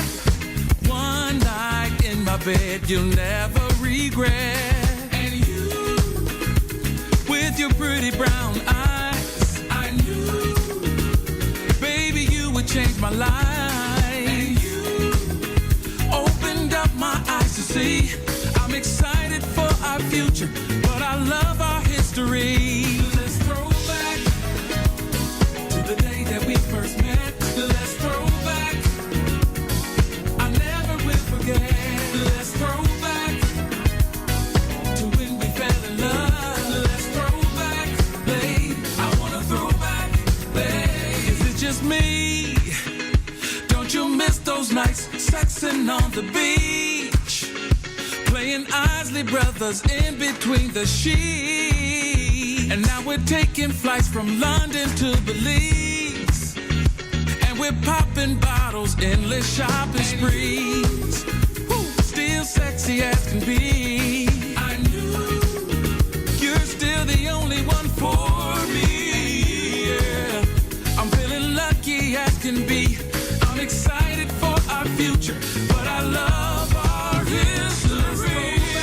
Yeah, to the day that we first met. Let's throw back. I really wanna throw. Let's throw back. Let's go back. Fell in love. Let's throw back. Let's go. I wanna throw back. You are listening to the Maze Jackson Show. I'm your host, Maze Jackson. Got my man DJ Riis to rule on the ones and twos. Look, Riis, I'm gonna do this. I'm gonna get Mama D out the way, and then we're gonna talk to Alderman Ray Lopez, who is on hold. He endorsed Willie Wilson yesterday. Mama D, I appreciate you. I'm gonna need you to keep it under a minute for me today, because I gotta get to my guest, but I did not want to keep you on hold. Greetings to you. Ray Lopez is a warrior, and he has been called a Nagita lover because his life has been threatened at home and his office. And when Lori Lightfoot endorsed having the gangbangers control their neighborhood, and they started pulling black people out of their cars and beating them up, he stood up for that. And I think that this endorsement will allow a space for the silent Republicans to speak out and vote out. What do you think? I think that you are, I think you got a great point there, and that's why we got him on the live line. Thank you, Mama D, for your call. Hey, y'all, but live on the Maze Jackson Show, who with the person who never ceases to amaze me. I talk about two people when I talk about the concept of a black and brown coalition. One is my man, Roberto Sepulveda, who I say is one of the first and truest believers in the black and brown coalition, in word and deed. But I gotta put this guy in the same category, if not from a different perspective. Welcome to who I gotta now start to call the political odd fellow, right? And I mean that in the most positive way that I can mean it. Because never in a million years, if you would have asked me 10 years ago, 5 years ago, would I have considered this guy to be one of the most pro-black, brown people in the city, I probably would have never said Alderman Ray Lopez. I mean, he is LGBTQ. He is Latino. He loves the police. And he represents black people well. Welcome. And when we were under full-on assault in our neighborhoods and nobody was listening, including our mayor, it was only after the secret recordings in the city council were released that this man was called, we heard the mayor call him full of caca, for lack of a better word. Well, I got a better word, but we on the Christian radio station this morning. Only to find out that there were people walking around with M16s, assaulting people in our community. And when he first reported it, I would tell you that this guy is the reason that I'm on this station right now, welcome back to the Maze Jackson Show after freshly announcing that he is endorsing the Reverend Dr. Willie Wilson. Reis, hit the button for my man, Alderman Ray Lopez. Alderman Lopez! Morning, Maze. Morning, Reis. What's up, man? What? Good morning. Happy 2023. Well, sheesh. Way to kick off 2023, Alderman Ray Lopez. First of all, let me just jump right into it. You endorsed Willie Wilson. Now, I saw you down at the Board of Elections on filing day, on the first day, and I took pictures of you and Paul Vallis because I was prepared for you to announce that you were going to be endorsing Paul Vallis, because I remember when the first polls came out and you were really eating into that base. How in the heck does Ray Lopez, a Latino guy, wind up supporting the Reverend Dr. Willie Wilson in his pursuit for mayor? Talk to me about that and how you came to that decision. Oh, it's really easy for me, Maze. You know, when I left this race in November, I said that if we are trying to truly defeat Lori Lightfoot and put a new mayor who cares about all people, who cares about black people, who cares about Latino people, if we want a mayor who is that we need to narrow down this field and get behind one candidate.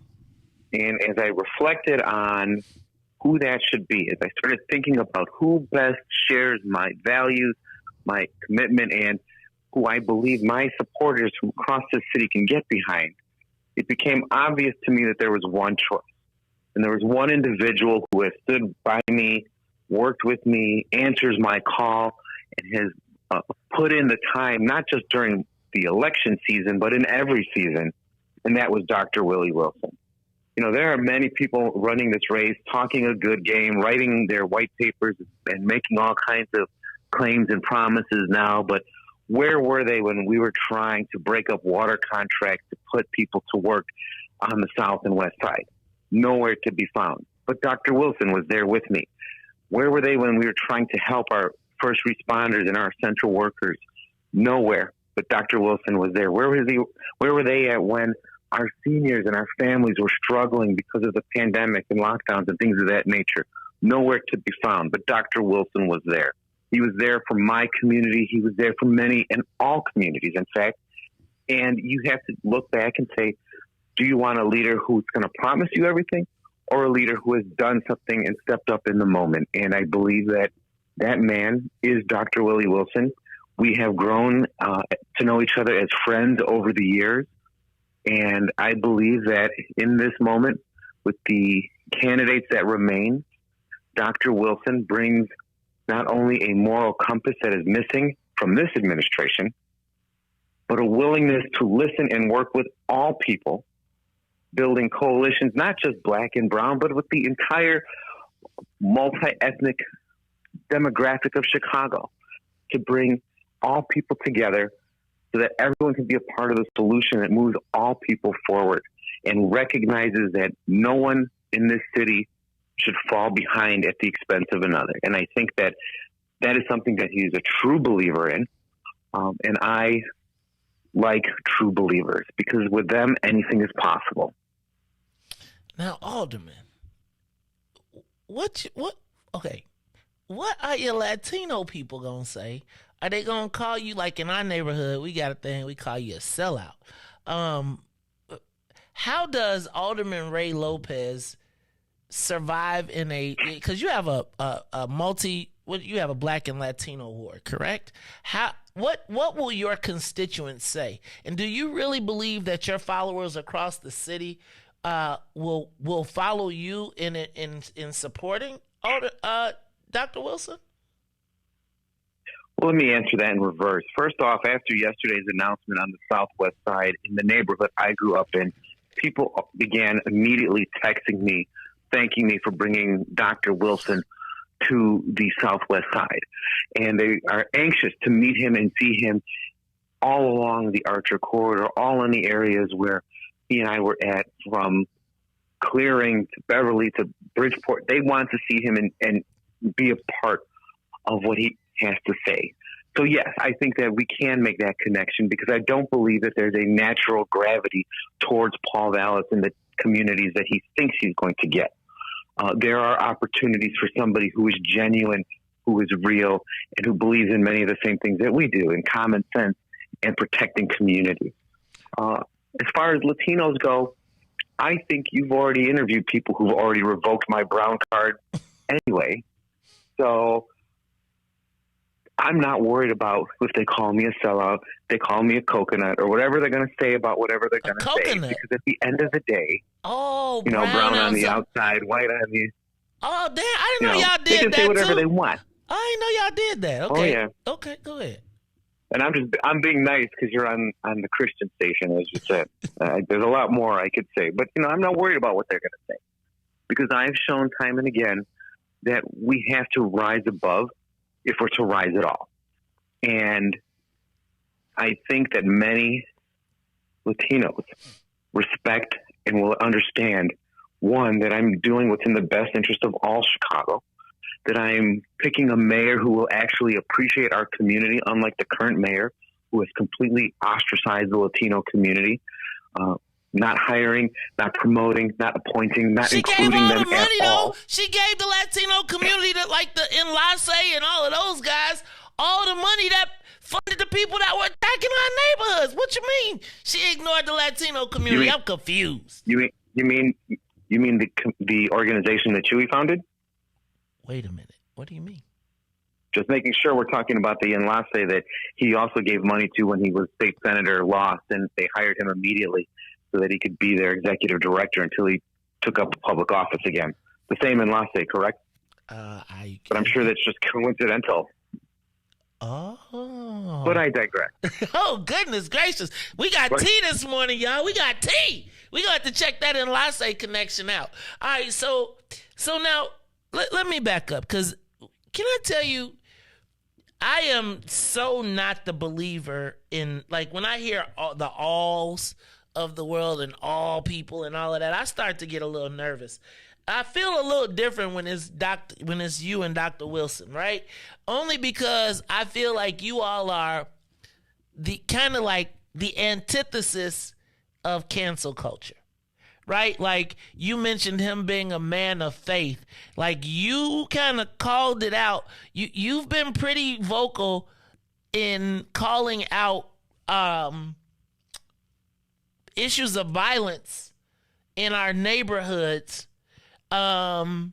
whereas the popular opinion is kind of, we don't want any more police in our neighborhoods. You and Dr. Wilson seem to represent, and now even when I talk about, and I'm going to throw Nick Spazzato, even though he's not in this, the people that have seemingly spoken flatteringly about Dr. Wilson seem to be people that emphasize maybe common sense, maybe faith, have not bought into the cancel culture. Are you guys forming like a anti-cancel culture sort of political clique that is happening here? Help me understand what's going on. Well, I think Alderman Spazzato, myself, and a few others jokingly mentioned that we were going to create the Common Sense Caucus on the City Council as a balance to the scales that are constantly being tipped to favor people who are trying to give excuse and cover for all of the bad behavior and all of the outrageous things that we see coming out of City Hall and out of politics lately. But I think what gravitates us and makes us speak so glowingly of Dr. Wilson is the fact that many of us, not just politically, but many of us throughout Chicago, want to see a return to common sense when it comes to leadership in this city. We're tired of being gaslighted. We're tired of having issues thrown at us that have no importance to most Chicagoans, while the things that truly matter are being ignored or chosen to be cherry-picked by location in order to try and show progress or commitment to a community. We want real solutions. We want real results for our neighborhoods, for all neighborhoods. And that is the only way we can move forward. And I believe Dr. Wilson understands that, and he knows that he doesn't have all the answers, that he doesn't come in with a 5,000-word essay on every topic to address the issues that are there. But he is willing to work with people of various backgrounds, of various neighborhoods, to come up with solutions that move the needle in the right direction. And that is something that we haven't seen from this administration, and it's not something that we're getting a lot of commitment from the other candidates, because everyone is coming in with their containers filled already. And Doc is the only one who I believe he has principles, he has goalposts, but he's willing to entertain and bring people together to help get to a solution, which is going to be a marked difference from this administration to his. Now let me ask you this. Do you think we'll see any other aldermen support Dr. Wilson? And I'm not talking about the black ones, but any of maybe the common sense aldermen. Are there any other people that you think could potentially, that would not be in the norm, find themselves supporting Dr. Wilson? Like, can he get into a place like Beverly? Can he get into a place like Mount Greenwood? Can he get into places like Hegewisch and Saguenash and in those northwest side areas where Sposato, where Gardner, where Sposato, Gardner, what's the other one? Napolitano. Can he penetrate those areas, do you think? Without question. And I don't say that simply because I just endorsed him. I say that even when as a mayoral candidate myself, Doc and I would oftentimes find each other shoulder to shoulder in events in Edison Park, in Jefferson Park, on the southeast side, on the south side. You know, we would jokingly say that we needed to start carpooling together because we oftentimes would be at the same events in the same community. He not only can penetrate those areas, he's already been in those areas all summer. And we've marched alongside in parades together, like the Labor Day parade on the Mexican Independence Parade on the southeast side. I've seen him at Taste of Polonia in Jefferson Park, at the Copernicus Center on the northwest side. There are definite communities that he's actively been engaging with, and I think that's a marked improvement politically for Dr. Wilson, who knows he has a base within the black community, but has gone beyond his base and is actively working to expand his outreach and grow his numbers in communities that he otherwise may not have had much of an impact in. And in a 9-person race, that effort and those neighborhoods where he has made inroads, and hopefully other elected officials who now may feel emboldened or given cover, not having to be the first one to step out the gate, may come on board and help propel him over the hump. Let me ask you this, Alderman, and I'm a be devil's advocate, right? Because you know that the next thing that somebody is going to ask, Dr. Wilson has been pretty generous with his economic support.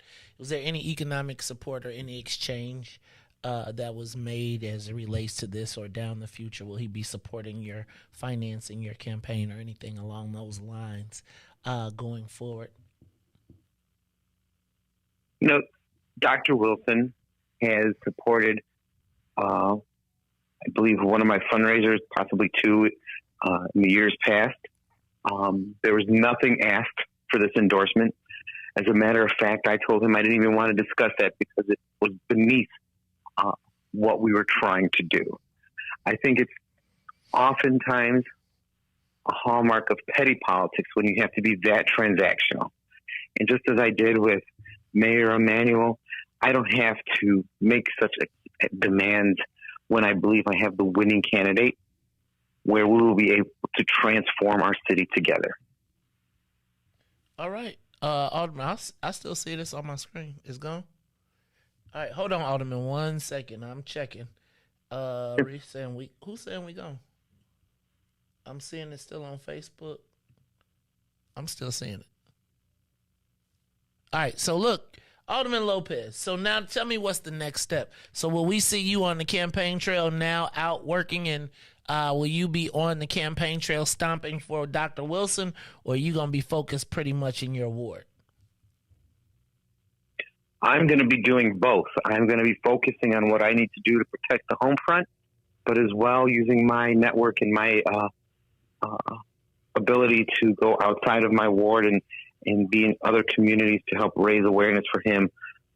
I'm all in with his victory, and we're going to make sure that we can do everything possible to get him to where he needs to be. All right, Alderman, let me say this.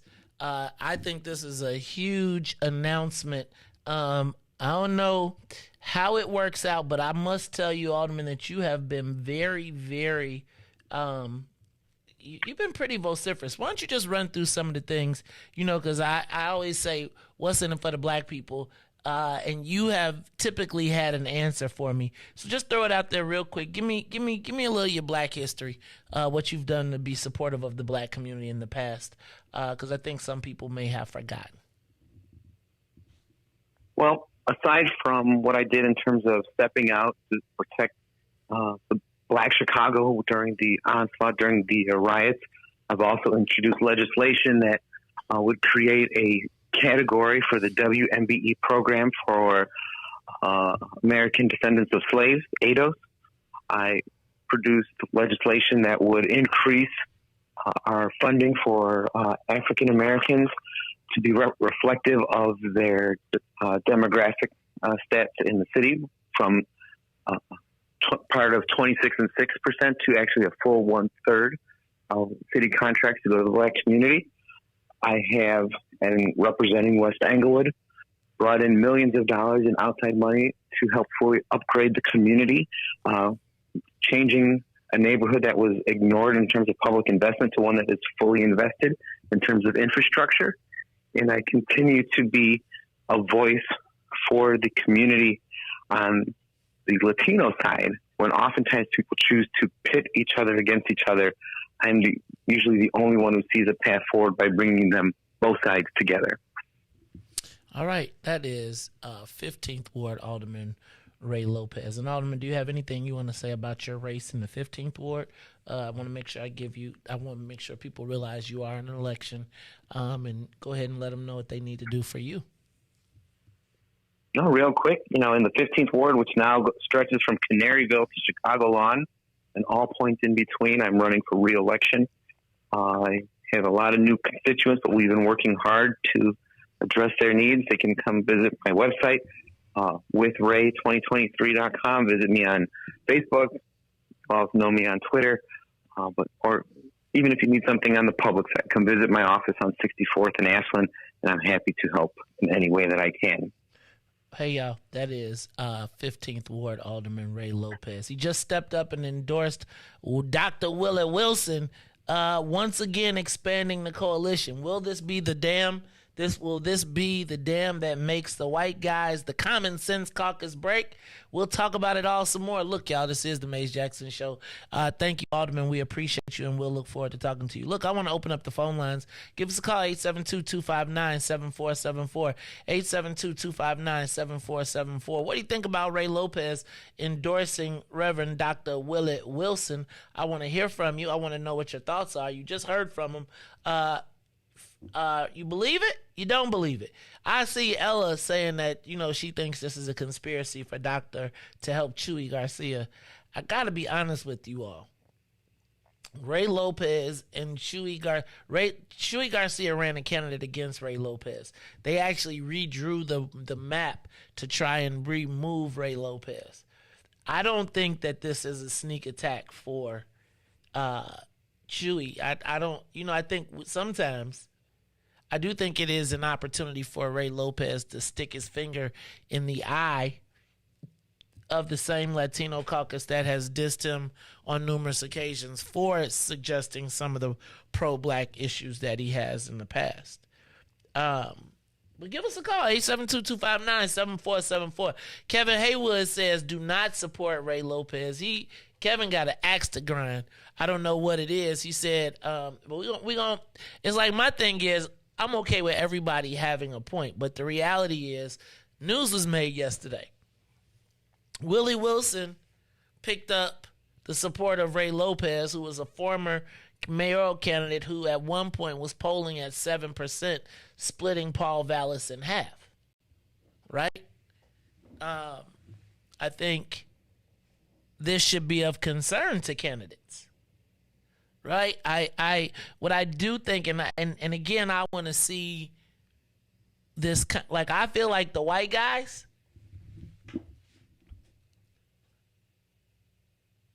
sometimes are probably more, like, it's sort of like, I feel like the white guys are, okay, I don't want to compare Dr. Wilson to Herschel Walker. I don't want to do that. That's not what I'm suggesting. What I am suggesting, though, is that if white people feel like they can find a black candidate that represents their values, they'll do it. Right? They're not going to be talking about his speech pattern. Right? They're not going to be talking about his giveaways. They're going to be like, man, he's pro-police. He's pro the things that we talk about. He's he's not woke in the sense that he wants to destroy the system. Right? I think Dr. Wilson also in some cases puts white folks at ease. Cause he is the we shall overcome, the Dr. King when y'all wasn't out here burning the police cars. Right? Police are friends. So I just think that there's some interesting dynamics. Now, what I am waiting to see is, will Sophia King make the TV? And now, does this change the dynamic of who's supporting who? Will Paul Vallis have to open up a new front on Willie Wilson? Because remember, it's a battle to the top three. Could it be? Riis, you think Willie? That was big, man. Just imagine if he can get them 7%. Like if he can get, I say he got to split it. I say he can get 3 out of 7. But that's still big, though. That's still. That is. I mean, at 14 plus 3. He might get a little bit more. He might get the 4-5. You don't know. Look at you talking about the 4-5. All right, y'all. Look, y'all. It's the Maze Jackson Show. We're going to take a quick break, and then we're going to come back. Hey, I got to tell y'all, it's a big election today, too. Did y'all know it's election day? Did y'all know today is the big election day? Guess who's running for president? President Carrie K. Steele is running today for president of the Metropolitan Water Reclamation District. Today at 10:30 a.m. Y'all watch. All right? I be nervous to go by myself sometimes, Riis. I be thinking the people be looking at me.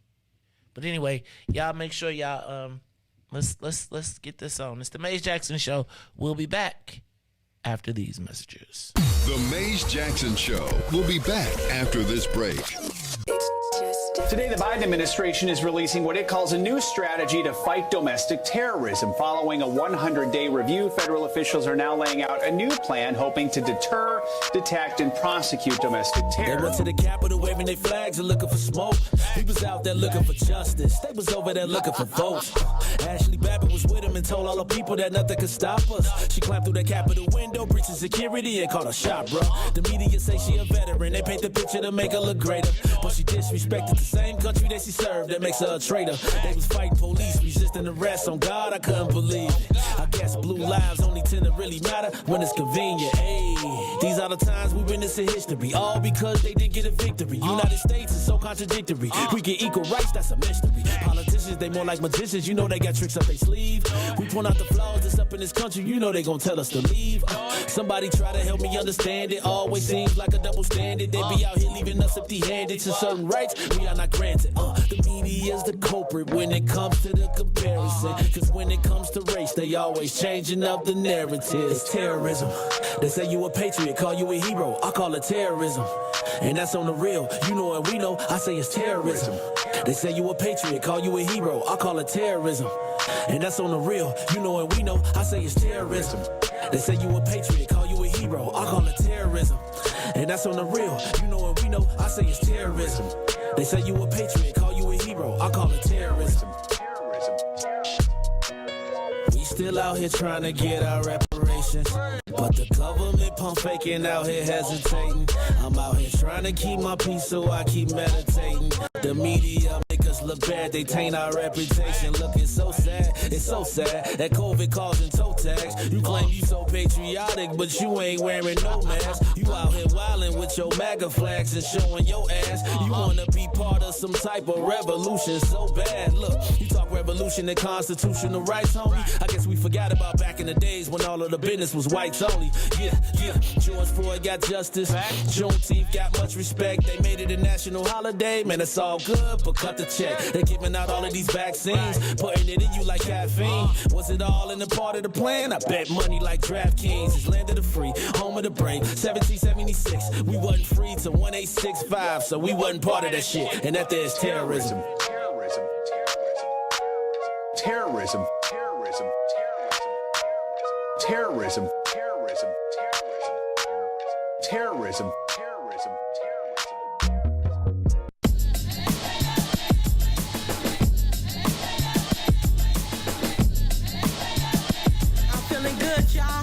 Smiling more every day, closer to my dreams. Hey, guapole, the food tastes better. I stopped smoking squares, healing from the inside out, making repairs. I forgave some people, thanked them for the lessons, cause holding on to it was blocking my blessings.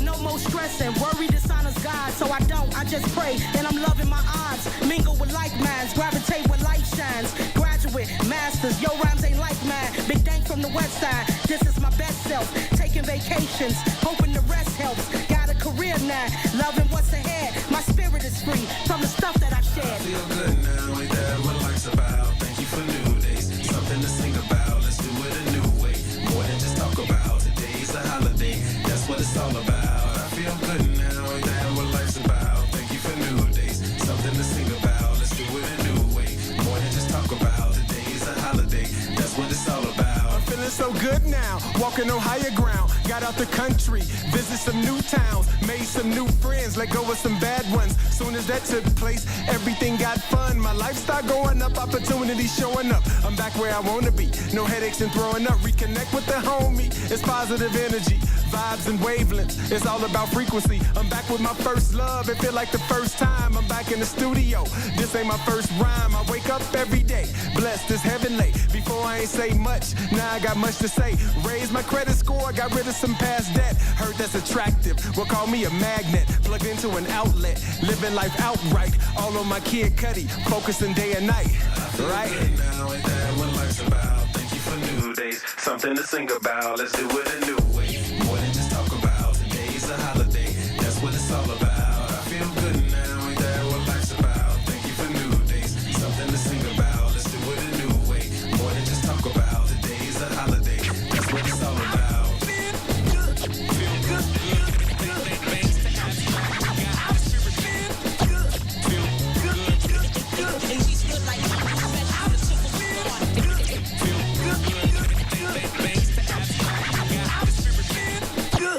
good. See, my state gets busy. That's the cardinal rule. Back to the Maze Jackson Show.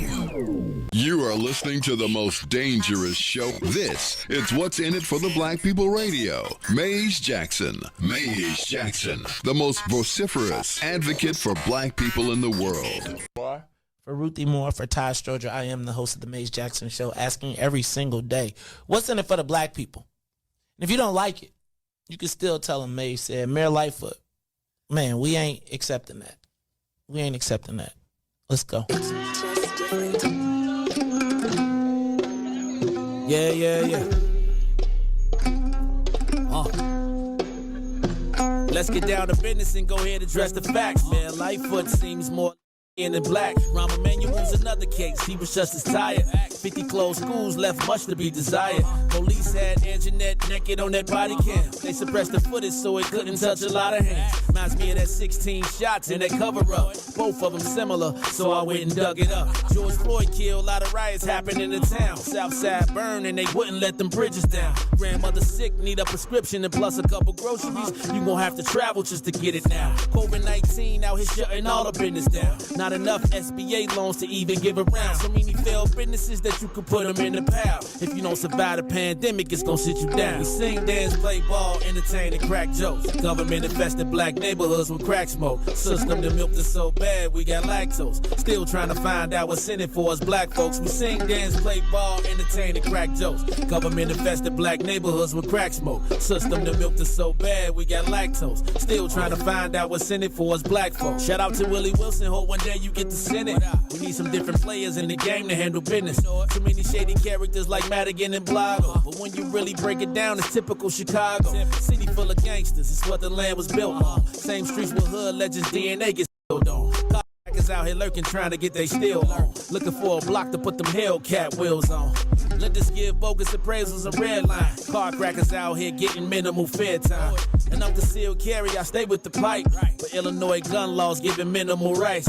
Stay up on the swivel, make sure I'm moving tight. Check all of my mirrors when I pull up to the light. Pick my homie up from out of town, man, he caught a flight. He was hella nervous, told him, shorty, this is a way of life. We sing, dance, play ball, entertain, and crack jokes. Government infested black neighborhoods with crack smoke. System that milked us so bad, we got lactose. Still trying to find out what's in it for us black folks. We sing, dance, play ball, entertain, and crack jokes. Government infested black neighborhoods with crack smoke. System that milked us so bad, we got lactose. Still trying to find out what's in it for us black folks.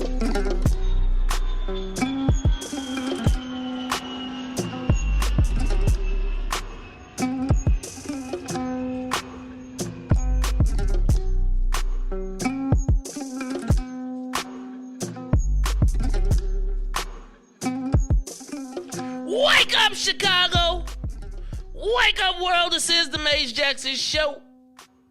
Reis, I'm your man. I'm your man, Maze Jackson. I'm trying to get these numbers and these people's rights. Get y'all warning up here.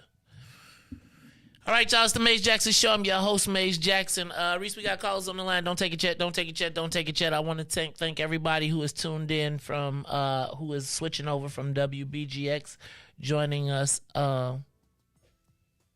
We appreciate y'all. I want to take a moment today to ask you all, as you are listening or watching, to take a moment and give President Carrie K. Steele some love. Show us some love on her Facebook, on her President and Commissioner Steele page. Show us some love. Show us some love today at 10:30. They will be voting for the president of the Metropolitan Water Reclamation Board. It was not long ago that this audience from a different location poured in heavily and reached out to make sure that the black folks stuck together, and it was a big chunk of what we did here, that the prayers, the thoughts, the support. And I just want y'all to send her some love today as she prepares. You know she probably gonna be fancy. You know, Reis, when she be like on them days when she getting ready to go, like, you know, when your lady be like, she got some business. Came home yesterday, she had the rap on, right? Like, you know, got the, you know, had the cleaners, you know, the cleaners, the house smelled like the cleaners, because the cleaner had put the, you know, she gonna put on one of them fresh. I don't know if it's gonna be, I you know, I can't say what the brand is, because then everybody be talking crazy, but she gonna probably put on one of them fresh. I must tell you, I do have the, without trying to disrespect anybody else, I do feel like I got the coldest lady in politics. I mean, I'm not trying to be funny, right? And I'm not trying to disrespect nobody. But it's like, it's like, you know how you see, like, my lady don't do the whole dress down thing, Reis. It's like, she don't, you know how, like, now people be like, I'm gonna take my picture in leggings and it'd be like, nope. I'd be like, her mama really raised her right to make sure that she is always trying to be an example to young black women. And so I want y'all to make sure y'all show President Carrie K. Steele some love today as she goes in front of her peers and presents herself for re-election as the president of the Metropolitan Water Reclamation District of Greater Cook County. All right? Y'all send us some love. Okay, I'm just saying, though, you know. And I know y'all be looking, too, so be cool. I told you, Reese, I'd be going to the joints and the people be like, your wife is so beautiful. Man, if you tell me one more time my wife is beautiful, and you know, it'd be like, and what's crazy is the white boys be doing this. Well, what do you do, right? Or they be saying all type of crazy stuff. It's a good thing Maze is. I be like, dog, you know, you be saying, like, and it's this one dude that every time he see me, he be saying something, and I be like, you know, you lining yourself up for a 2-piece and a biscuit, right? Like, you know how it's the ha ha ha ha. Then it's the ha ha hell. Right, I be like, ha ha. Look, this is my face be.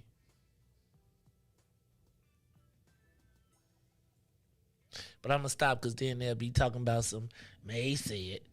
So I'm going to cool out. But I do want y'all to send out, y'all go to the Commissioner Steele today after the election. You can watch the election online, or you can go in person to the boardroom. I'm going to head down there after this meeting, and I'm going to go watch it happen. But I want y'all to, man, put some love on that Facebook page. Put some love on that Twitter, right? I just want y'all to know it's a lot of them people that's still out there that, you know, I think that sometimes people need to know. It's like people got your back. They got your front, they got your back, they got your sides. So y'all make sure y'all send Carrie some love today. You know, you can hit the Commissioner Steele page. You know, let's get some congratulations cracking today. All right, y'all, this is the Maze Jackson Show. I'm your host, Maze Jackson. Got my man DJ Reese the Ruler, and Reese, you got the sign up that says you got somebody on the live line? Carly on the Maze Jackson Show. What up? Yeah, hey, how you doing, Reese? I mean, Nate. What's up, man? Okay. So you calling the Reese the? I noticed he ain't pushed the button on that. So you asked to speak to Reese. You called my show. I pay all the damn bills around here, and I can't even get the big piece of chicken. Lord have mercy. What's up, caller? What's your name? What you want? Hey, it's Reese. My name is Reese. I was calling. I want to. You're a pretty good interviewer, number one. But I don't think you have I won't give you credit for no major drama moment, because I've been watching for the last few years the Black Caucus in D.C. With their voting bloc do nothing with it. They had opportunity with their $1.5 trillion transportation bill to hold it until they made sure 10% of the contracts, whatever would have been doled out to Black contractors. But of course, they were told don't rock the boat, because Reverend Al mentioned it on his program. Buttigieg told him, "Nah, don't say nothing." And you know, they always, you know, do that. You know, they're the choir, so they do whatever they're told. It's been pathetic. And then in Illinois, they've been pathetic for years. So there's been a good number, like at least 20, whatever, the voting block. They had a chance with Ronner. So they stopped Ronner from getting anything done until the very end. But in the very end, another big transportation bill they passed. They somehow got the kumbaya moment for that. And of course, the good old boys got paid again, and they've been working on these highways and stuff. So the voting block, it's a good. It's if you use it like the Freedom Caucus is doing, there's nothing wrong with it, as long as the goal is to meet the end. But you got to have some backbone, and unfortunately, the Black Caucus they've been pathetic in D.C., they've been pathetic in Illinois, and I'll probably say across half the country. You know, they get these positions, but they don't strategize or be strategic and hold out until you get something. And them peanuts that your guy came on with a hint or whatever, I don't want to hear about them peanuts. I want to see some real money, substance. he can keep them peanuts. He can run that game because they good at running game, man. Saying all this distraction, all the Republicans confused. But the Black Caucus been confused in D.C. They've been real. They've been bending over, giving in to the Democrat, to that party for years. So stop it. Okay, I'm gonna honor that. I'm gonna say they've been doing soft serve, Reis. I think the best. So I feel like the soft serve analogy is about as good as I'm gonna get. I fundamentally do not believe that any Black Caucus member is against Black people. I don't. I believe that they have been raised on soft serve ice cream, and because Reis, there's nobody that doesn't like soft serve ice cream. I'm just saying, don't you like soft serve ice cream?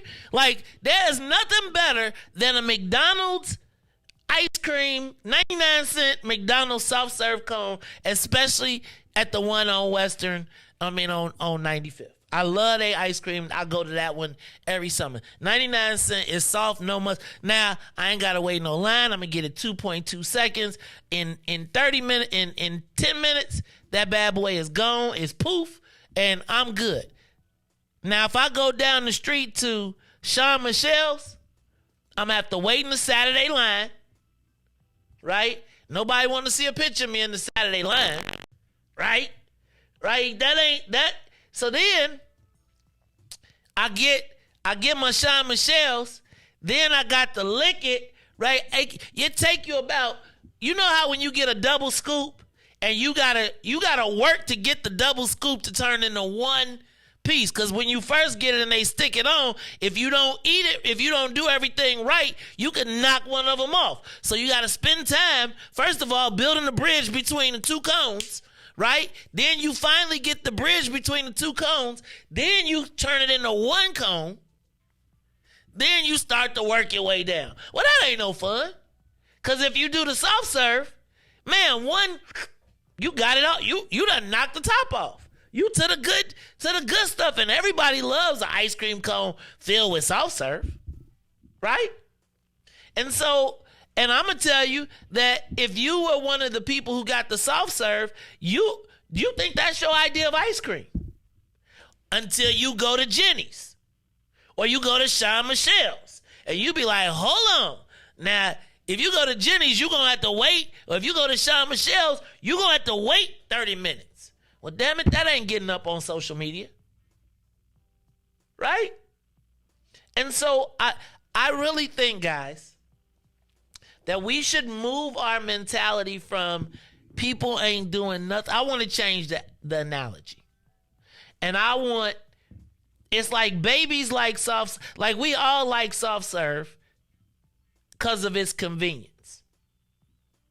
It's good, it tastes sweet, the whole thing. But ain't nothing like some old-fashioned, old-school ice cream on a cone where if you ain't got the right scoop, you gonna break it.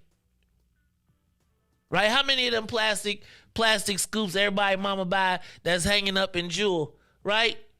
Can't keep breaking scoops on this hard ice cream. So I would just argue, brothers and sisters, that we should make my mission as I leave here is no longer to say you ain't did nothing. It is to say, can we move from soft serve ice cream to the big boy stuff? Can we get off the kids menu and move to the adult size meals? Cause see, when you a kid and they hand you that menu and the crayons, that's the bomb. Right? But when you ordering off the kids menu when you a kid, you ain't really thinking about the food. You think about the crayons and the coloring book. And you want to do the tic-tac-toe. But when you go to the adult menu, that's when you find out about the 68-day dry-aged ribeye. That melts like butter when you taste it. But if you only ate off the kids menu, you be like, man, I get crayons and soft serve. Did my analogy work? Did it? I think it was perfect though. It was like the perfect one. Thank you. Because I'm trying to get away from being critical of our elected officials, because then it's like they don't want to hear you because you have, right? You done. So now I just want to be like, man, you ain't up on this. Instead of being like, why you ain't do? Like, man, let me show you something better. Let me let you taste this. I know it ain't no ice cream. You might have to get you a spoon. But let me tell you, but the supreme ice cream, because that they just putting ice milk in. Family, this is going to be, they're going to get real pecans. They're going to get, right? Like, so let's just figure that out. All right, y'all, this is the Mace Jackson Show. Now, I keep telling y'all better blow Carrie Page up today. Caller, you on the, Caller, you on the Mace Jackson Show. Soft serve, or you want your ice cream hard? Caller? Hey, Mace. Yeah. Is this Deacon Quarles? Yeah. This sounds like Deacon me, Quarles. Man. What's up, Deacon Quarles? How we gonna keep the ice cream cold in the survival time, man? So do we want soft serve or do we want the cold hard scoop? We actually need solid ice, no cream. We so used to the soft serve, we would much rather it be much easier on us because nobody wants to put the real work in.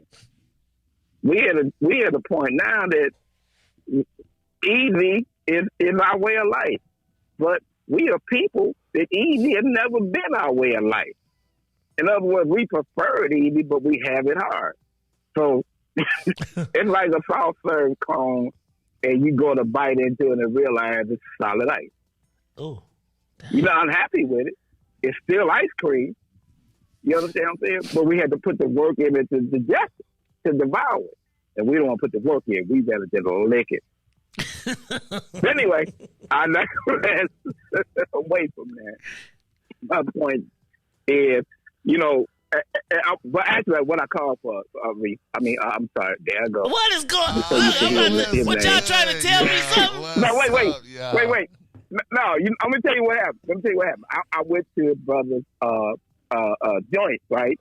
And they weren't open, and I told his brother to tell your brother you saw the infamous Deacon Quarles. Nobody did sleep. So, and but that's what I was thinking. So Deacon Quarles, I got to hear this from you, right? Because Reese ain't tell me that Deacon Quarles stopped by, right? No, he said it was closed. So I know, but you ain't tell me. You ain't tell me though. Because he ain't tell me yet neither. Oh, okay. He ain't tell me. All right, go ahead, Deacon Quarles. Oh, okay, yeah. Well, I told you, but anyway, what I really call for, it's a couple of points. But right now, I think the focus for me, anyway, this House Bill 5558. In detail, what it does is bans everything, and I'm taken aback by a black caucus that will support this type of measurement.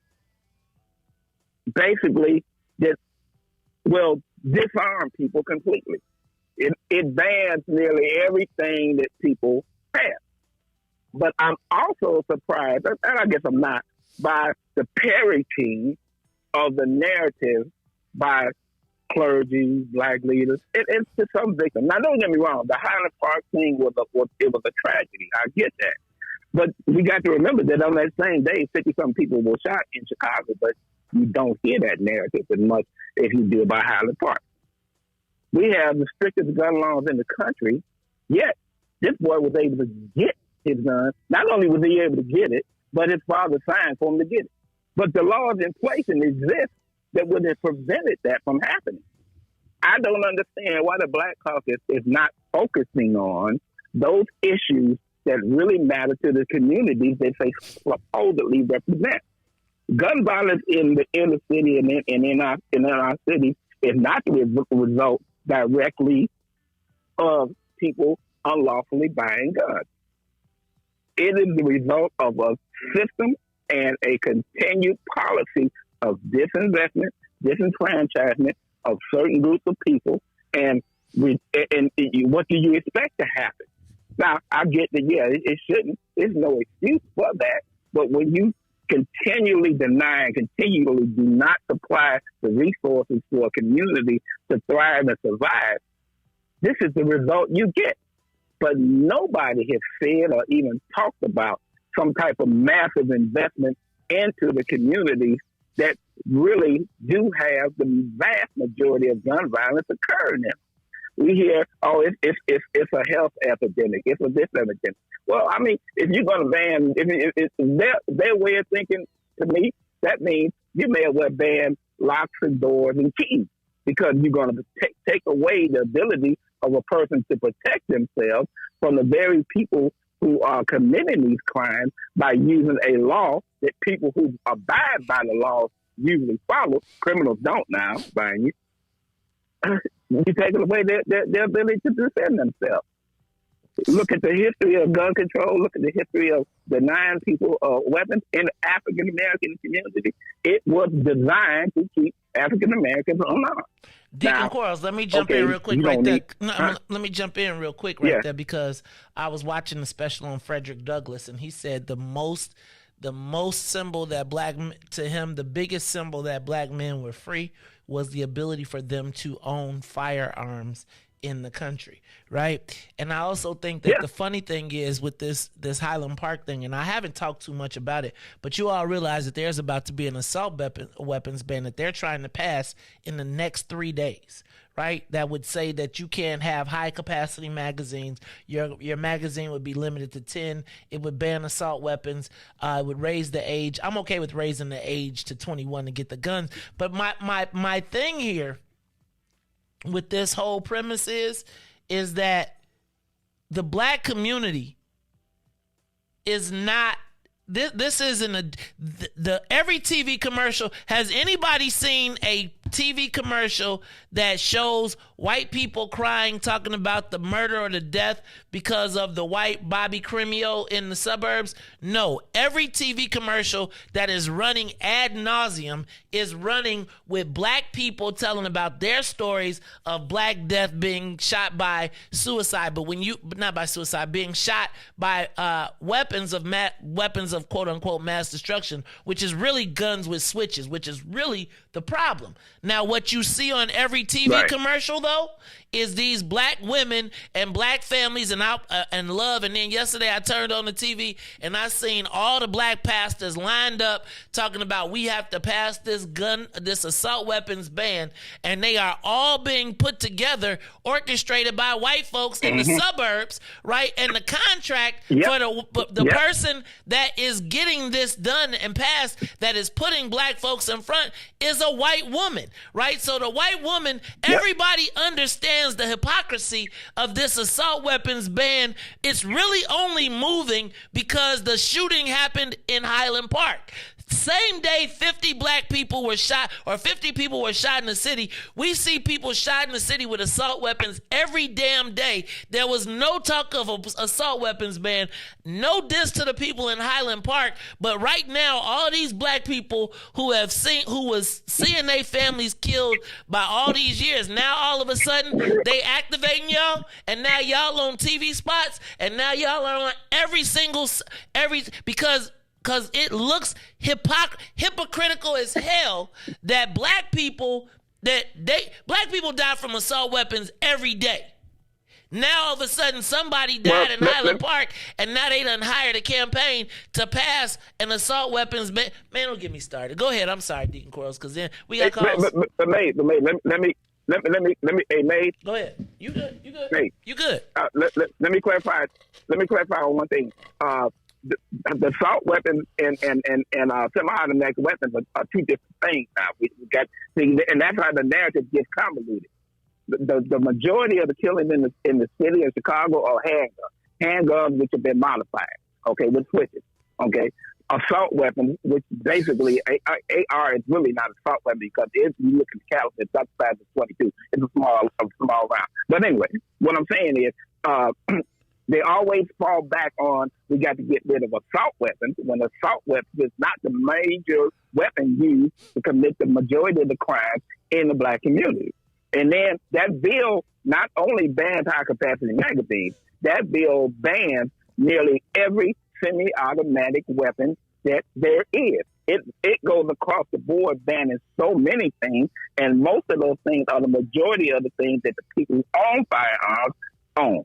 And I would say that if those politicians who really are concerned about their constituents and about passing something that is meaningful, that will actually affect the gun violence in the community, the policy needs to be a policy that will prevent not only mental health. I'm also background check, but that boy that had that gun up in Highland Park, he had already been accused of a crime sometime before, and he had mental health issues. But yet, the laws in the state of Illinois said that he should not have had that weapon, but for some reason, he was able to still get one.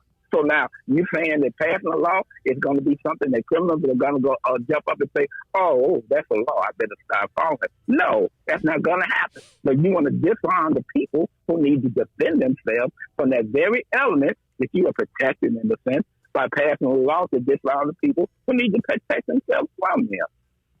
Man, Deacon Quarles, you know that you always come in and hit us with the bang, with the knowledge. I really think that in this case they're moving it so fast, and I really feel like black gun owners should really be speaking up. Like black gun owners, because there's so much misrepresentation, and I do feel like Black Caucus members need to be aware, and they need to know that black folks ain't for all these little weapons bans, because now the white folks is crying up in another neighborhood. I'll get a letter for that, but I'm just saying they ain't cared about nobody. All they had to do. Hold on, I'm gonna let you get this last statement, Deacon Quarles, and I'm gonna take my next call. Yeah. All they had to do is be around the south suburbs New Year's Eve. They would have known and realized how many of their constituents this affect. Right. You know what I'm saying? Thank you, Deacon Quarles. I appreciate you, man. We got calls on the line. Look, callers, y'all hold on for 1 second. I'm going to take a quick break, and then we're going to take your calls, and we'll continue this conversation. Hey, y'all. Y'all send some love to the president today as she goes in front of her peers to be reelected as the president of the Metropolitan Water Reclamation District. Shout out to Carrie K. Steele. Proud of her, as always. It's the Maze Jackson Show. We'll be back. The Maze Jackson Show will be back after this break. I love being black. Do you love being black? Yeah, I love being black.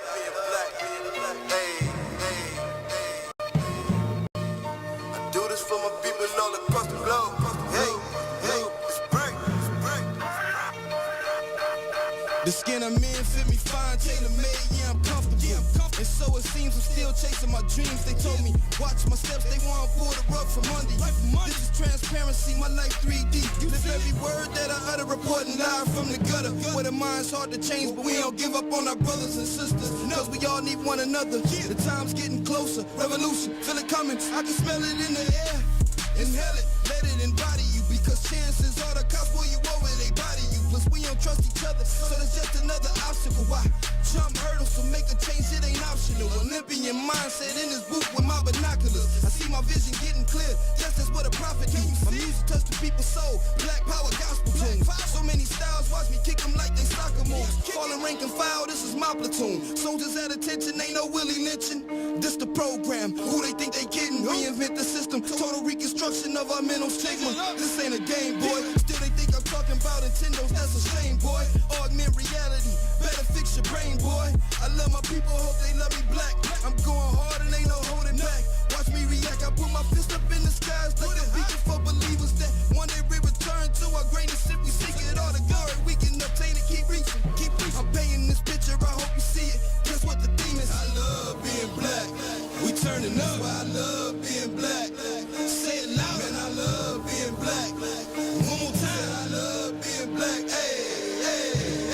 Well, how about you to sing these tunes too? Customize for you a little something you can groove to. Feeling good about yourself. Melanated mood muse. Always service humble pie. We don't care about who's who. Light brown or dark skin. This right here's for you too. We are the gods of the earth. Living proof truth. Say it loud. If you black and proud, I salute you, and that's a fact. Where you at? Let me hear you say it back. I love being black. We turning up. I love being black. Say it loud. Man, I love being black. One more time. I love being black. Super melanation, renovation of our databases. Gotta fix the trinity to make it past the matrix. There's a rabbit in the hole. No decision, you gon' chase it.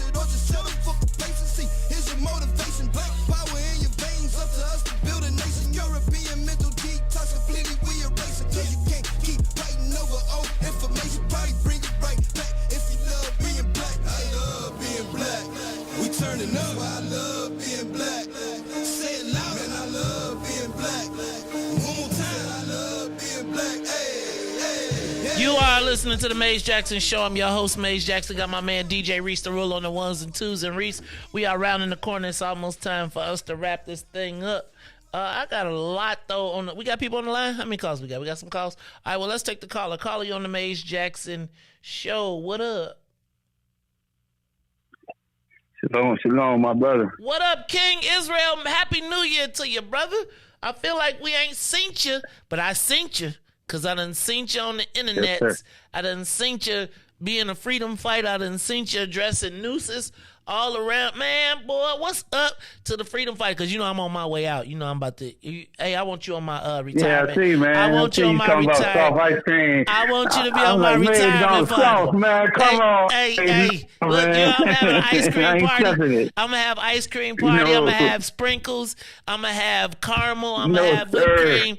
But it's all soft serve. None of that hard stuff. Y'all going to get it. Y'all going to get y'all milk We toast. can't go that way, man. We too close to the finish line, man. We about to cross that line, but no, we need to farm, man, with our own cows, man. We make our own ice cream. What happened to that attitude, bro? Man, hold on. You mean that? No, man. See, when you got to make your own ice cream, you got to do all the hard work, man. You do all the hard work. You be putting all that stuff in, and you only get like a gallon. If I get soft serve, I can just pour it in the machine, pull the handle, and it just magically come out. Well, I got to do all. You want me to do all that? No, I ain't going. Where Ruthie at, man? We got to get Ruthie. You talking about Riis getting the show? Where the Ruthie Moore show at, there? Man, look at y'all. See how quick they forget you, Riis? See, look. They're like, on to the next. I was watching that show Margin Call last night a little bit. They be like, man, we got to protect the profit. Bye. Holla back. May's gone. We loved you. You been here for 20. You gave up here. You sacrificed the whole thing. Where Ruthie at now? See, it be on. Yeah, where Ruthie at, man? We got to get the matches and the gas, everything setting up. But no, seriously. Them politicians need to come clean. Ain't no sauce. Ain't no making no excuses for them, man. Although I gave up on them. But don't they supposed to make law? No, you said it. I borrowed something from you. They legislate not our demise, sir. Uh-oh. That sounds like something I would say. I know. That's what I said. Borrowed it from you since you finna go and retire. Look, do I have, I'm gonna have all my stuff, all my good statements that I'm gonna just give away. Y'all could just be like, y'all don't even gotta give me credit. You just be like, Black Death is a hustle. Y'all done took that one. Y'all just hijacked that one, right? Legislate not demise. I'm gonna say a wise man once said. A wise man once said. Very wise man. Okay. So talk to me, man. What's going on, man? Man? So, Happy New Year to you. What's going on? Happy New Year to you. You might want to do a disclaimer. It ain't our New Year. It's already on there. Don't get started. Okay. I know the earth will show you when it's New Year. How it's the New Year in the dead of winter. Man, stop listening to them Romans, man. Them Roman Christians, man. They don't trick us. See, that's the problem. That's why y'all getting soft, man. Where's Kanye at when you need him in Kyrie Irving and that stuff? Lord have mercy. I ain't going to tell you what I was going to say. Look. I was last night. I was thinking to myself at the game. I was thinking, man. I was thinking about both of them. I'm gonna keep my mouth shut. That's why we can't quit, man. You got to come on, man. You can't retire, man. We need you. I was like, little handles need you. I'm fighting for my little handles. I need an army. Like, I was thinking to myself, I need to be able to look outside and say, it's an army of people behind me. Oh, King is. They on deck. King, look, I told him last night. That's what I said. I told him yesterday. I said I'm gonna have to call my peoples up here because y'all don't even realize they is straight up on post in this mug, Riis. Like on post. All right, y'all. It's the Maze Jackson Show. Give us a call. You soft serve. You eat your ice cream. So I'm 100% for my black elected officials. I just think that they've been used to soft serve. I think they haven't really. I think when the person passing out dessert is like, you got soft serve tonight, right, Riis? Hey man, I remember some days you don't get to pick what you eat, and you just be happy that there's something sweet on that tray. Big old thick fat trays. Anyway, it's the Maze Jackson Show. I'm your host, Maze Jackson. Somebody on the live line, give us a call 872-259-7474. I'd love to talk to you. What's up, caller? Good morning, my son. Hey, Sister Zakia. Look, you had to come up off your TuneIn app to get in this conversation. Well, I came up off of it when I heard you talking to Alderman Lopez. Was that an old show or was that today? He endorsed Dr. Wilson? He endorsed Dr. Wilson yesterday, and he came on the morning show today. See, I came in on the end. I stayed up real late last night. What you was doing? Who was you up real late with last night, Sister Zakia? I know you out there. I know you be with the young people, so I got to watch you. That's right. They're the future leaders. That's who I roll with. People that's going to make change.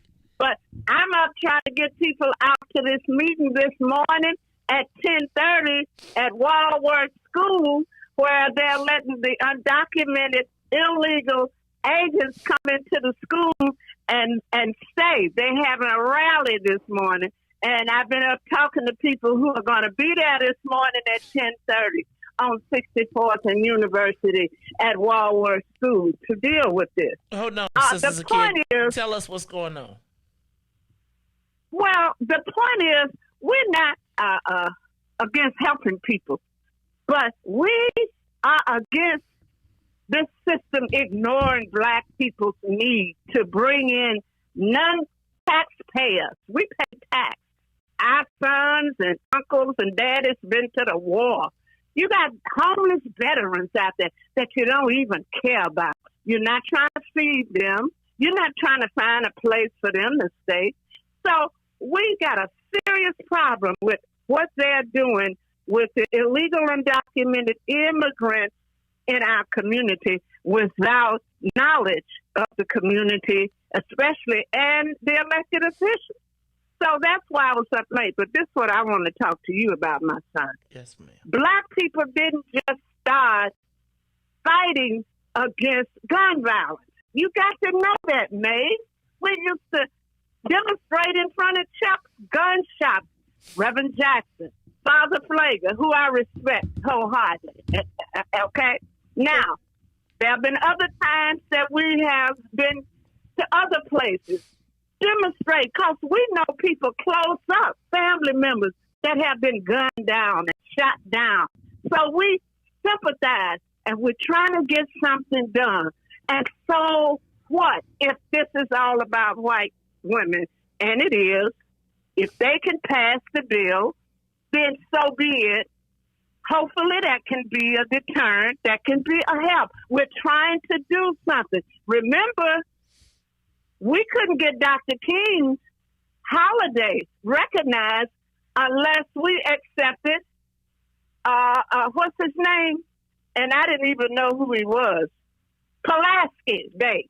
We had to accept Pulaski Day in order to get Dr. King's holiday. You probably don't remember that. You're probably too young to remember that. I do remember that. Sing, celebrate. Sing, celebrate. For King, celebrate. Okay. I remember. Don't play with me like that.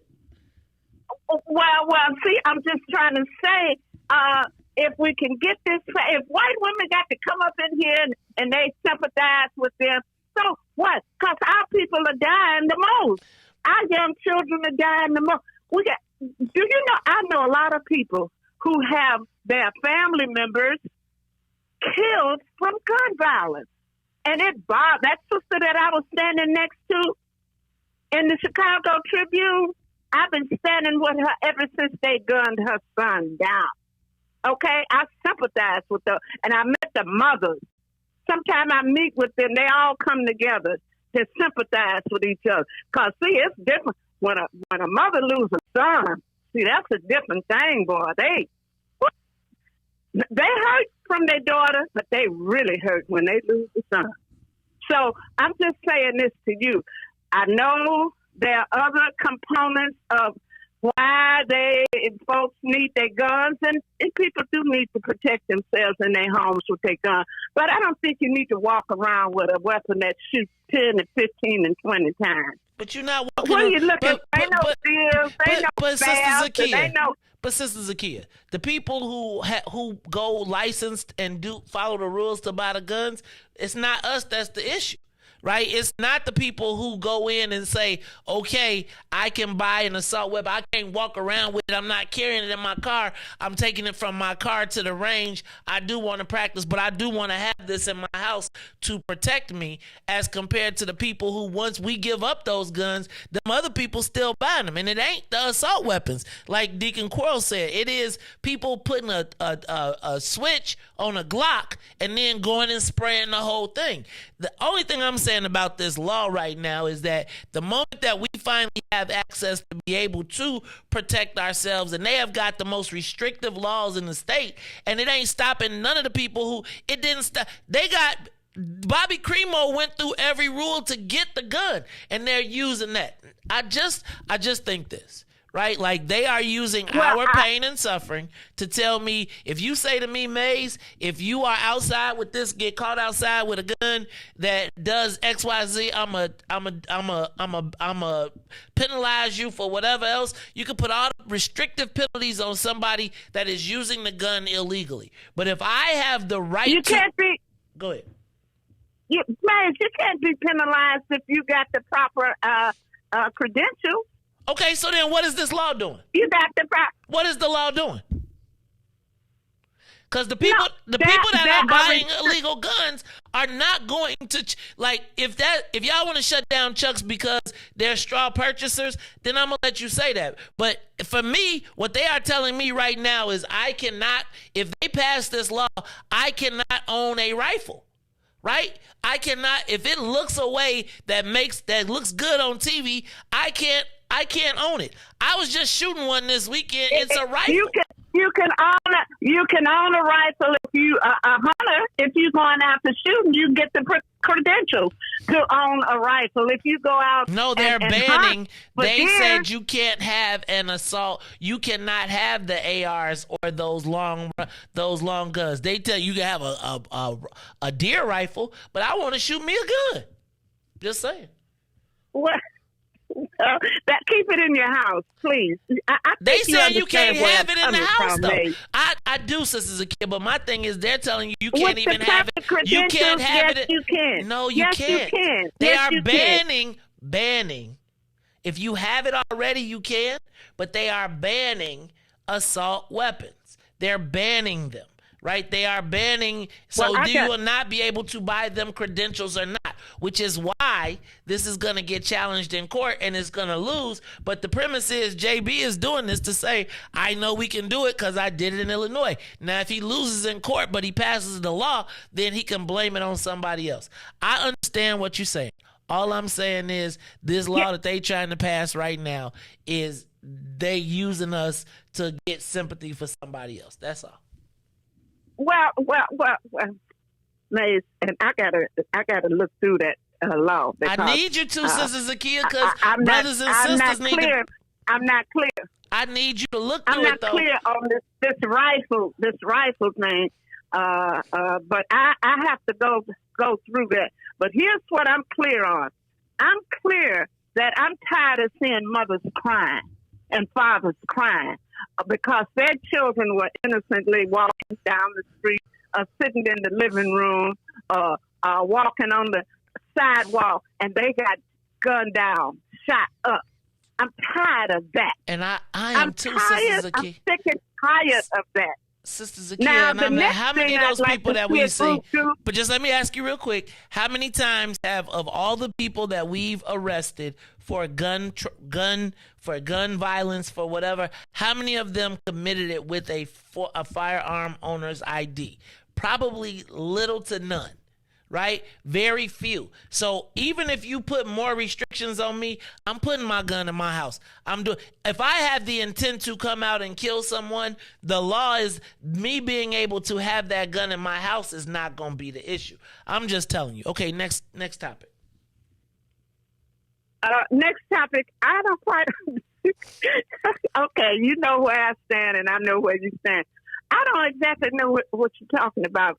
Ice cream, hard and soft. What are you talking about? So, because I eat sherbet and sherbetto. I don't eat ice cream. So, Sister Zakia. Really?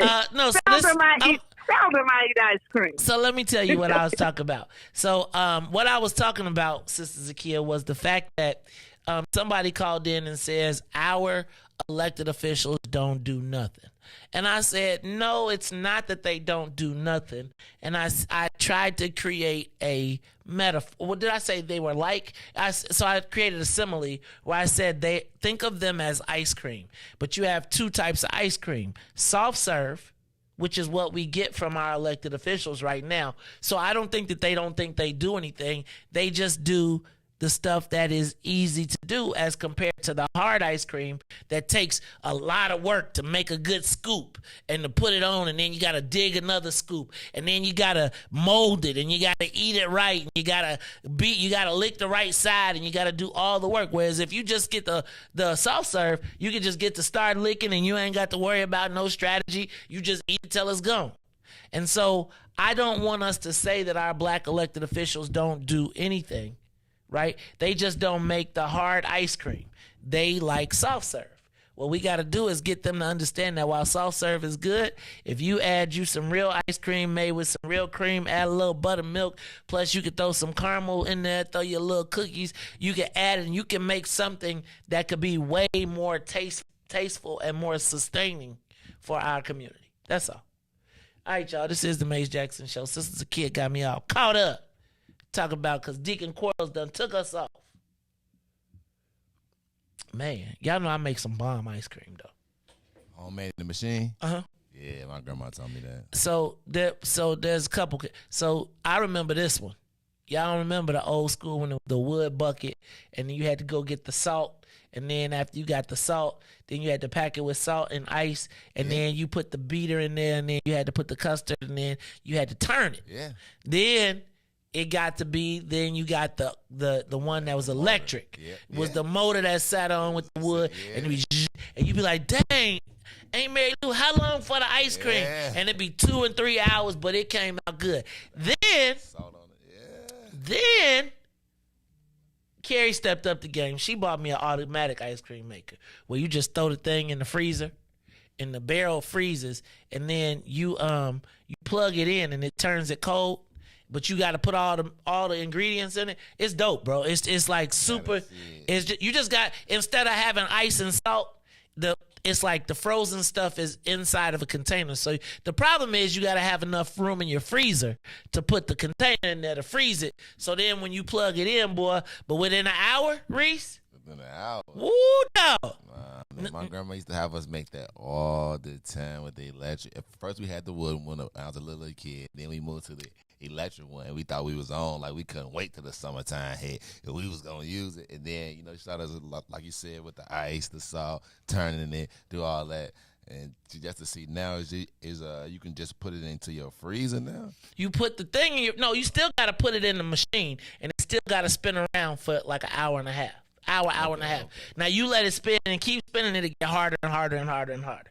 But boy, I'm here to tell you, Reese, and I'm king of, let me see what I could throw in there. Like I make, so I bake like a pound cake and throw chunks of it in there.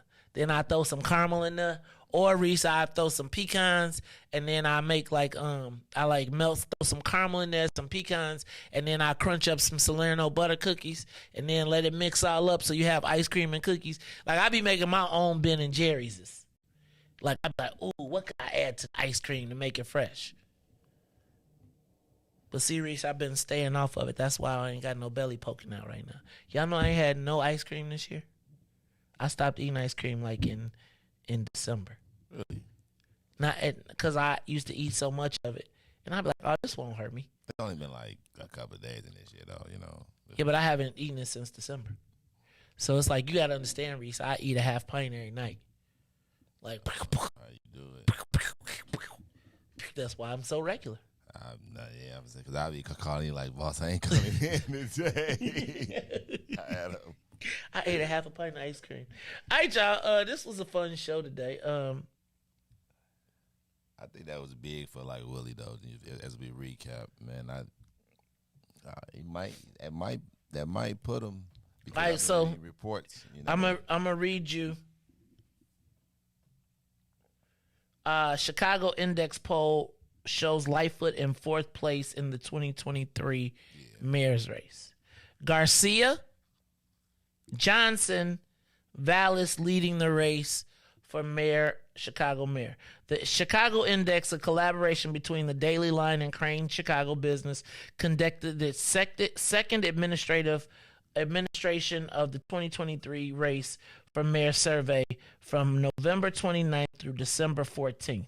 A total of 1,757 Chicago residents were surveyed from a variety of sources, including subscribers to the Chicago Index panel, members of the Daily Line, subscribers to Chicago Crane's Business, and via digital engagement and social media.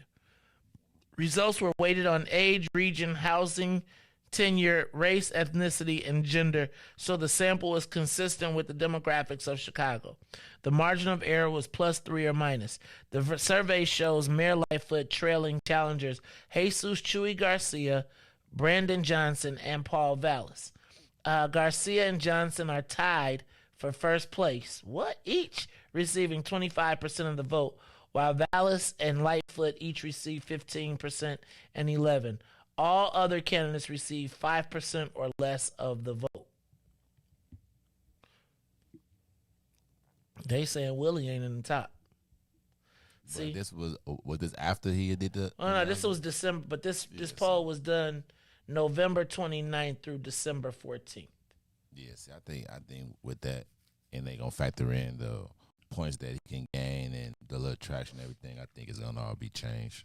Look at Riis, a polling expert now, y'all. I love it. It sounded so good when you said it too, man. You was like I could buy that. I could buy that. Yes, you could go sell that, Riis. So you put that chart up and show everybody right before you know what I'm saying, this is how it was before. Now with an endorsement, then that's all that is. I don't know how much an endorsement is worth. I think it's worth a couple points. I think what's odd to me is though it shows if the poll says that Willie Wilson is only getting 5%, then I gotta call it suspect. Yeah, see that's what I'm trying to say. Like 5% is.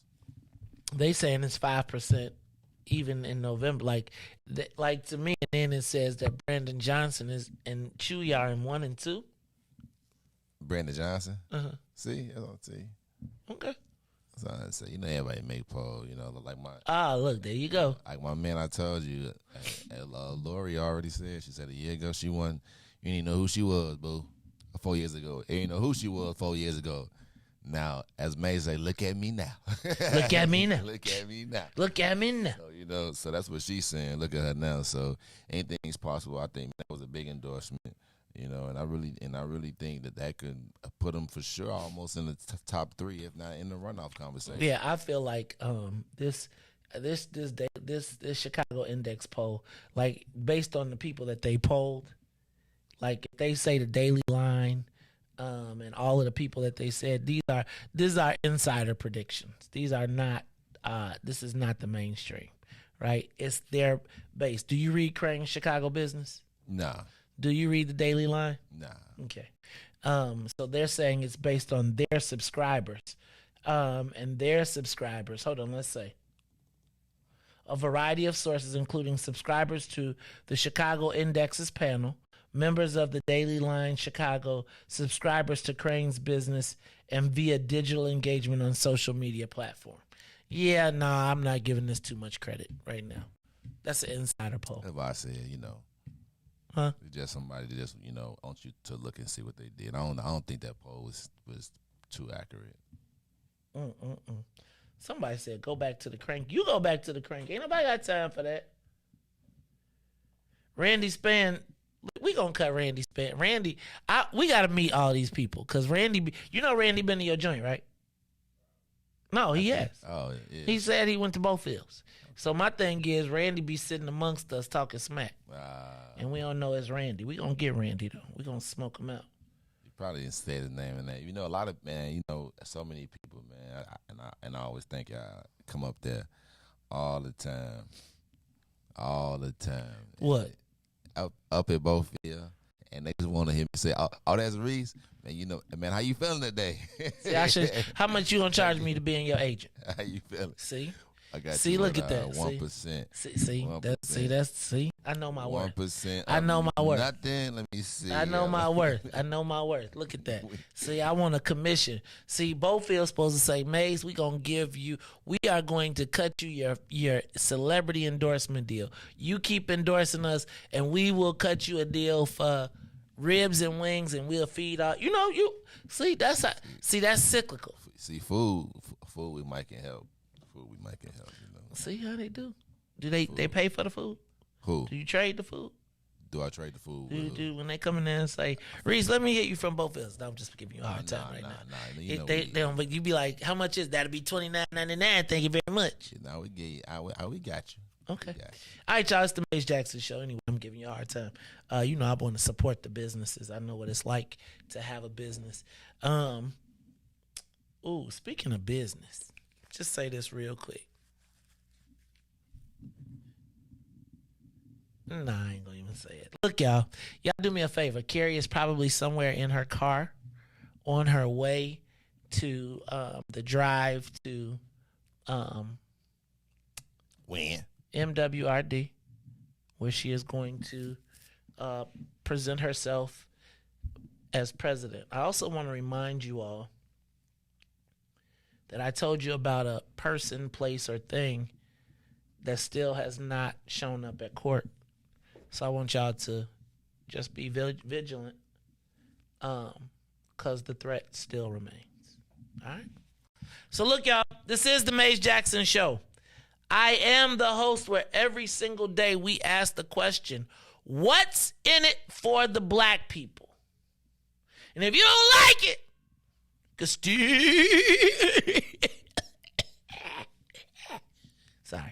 still tell them. Maze said we out of here.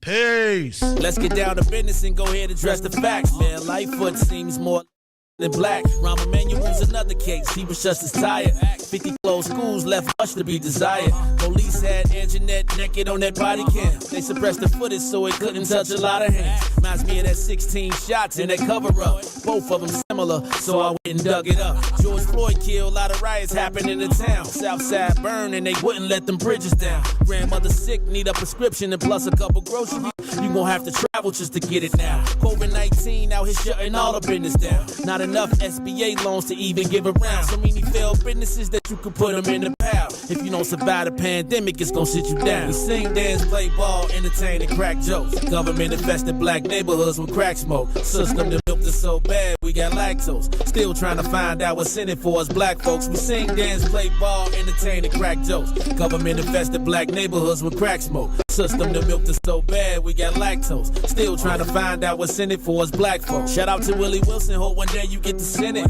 We need some different players in the game to handle business. Too many shady characters like Madigan and Blago. But when you really break it down, it's typical Chicago. City full of gangsters, it's what the land was built on. Same streets with hood legends, DNA gets spilled on. Carjackers out here lurking, trying to get they steal on. Looking for a block to put them Hellcat wheels on. Let us give bogus appraisals a red line. Car crackers out here getting minimal fair time. And I'm concealed carry, I stay with the pipe. But Illinois gun laws giving minimal rights. Stay up on the swivel, make sure I'm moving tight. Check all of my mirrors when I pull up to the light. Pick my homie up from out of town, man, he caught a flight. He was hella nervous, told him, shorty, this a way of life. We sing, dance, play ball, entertain, and crack jokes. Government infested black neighborhoods with crack smoke. System that milked us so bad, we got lactose. Still trying to find out what's in it for us black folks. We sing, dance, play ball, entertain, and crack jokes. Government infested black neighborhoods with crack smoke. System that milked us so bad, we got lactose. Still trying to find out what's in it for us black folks.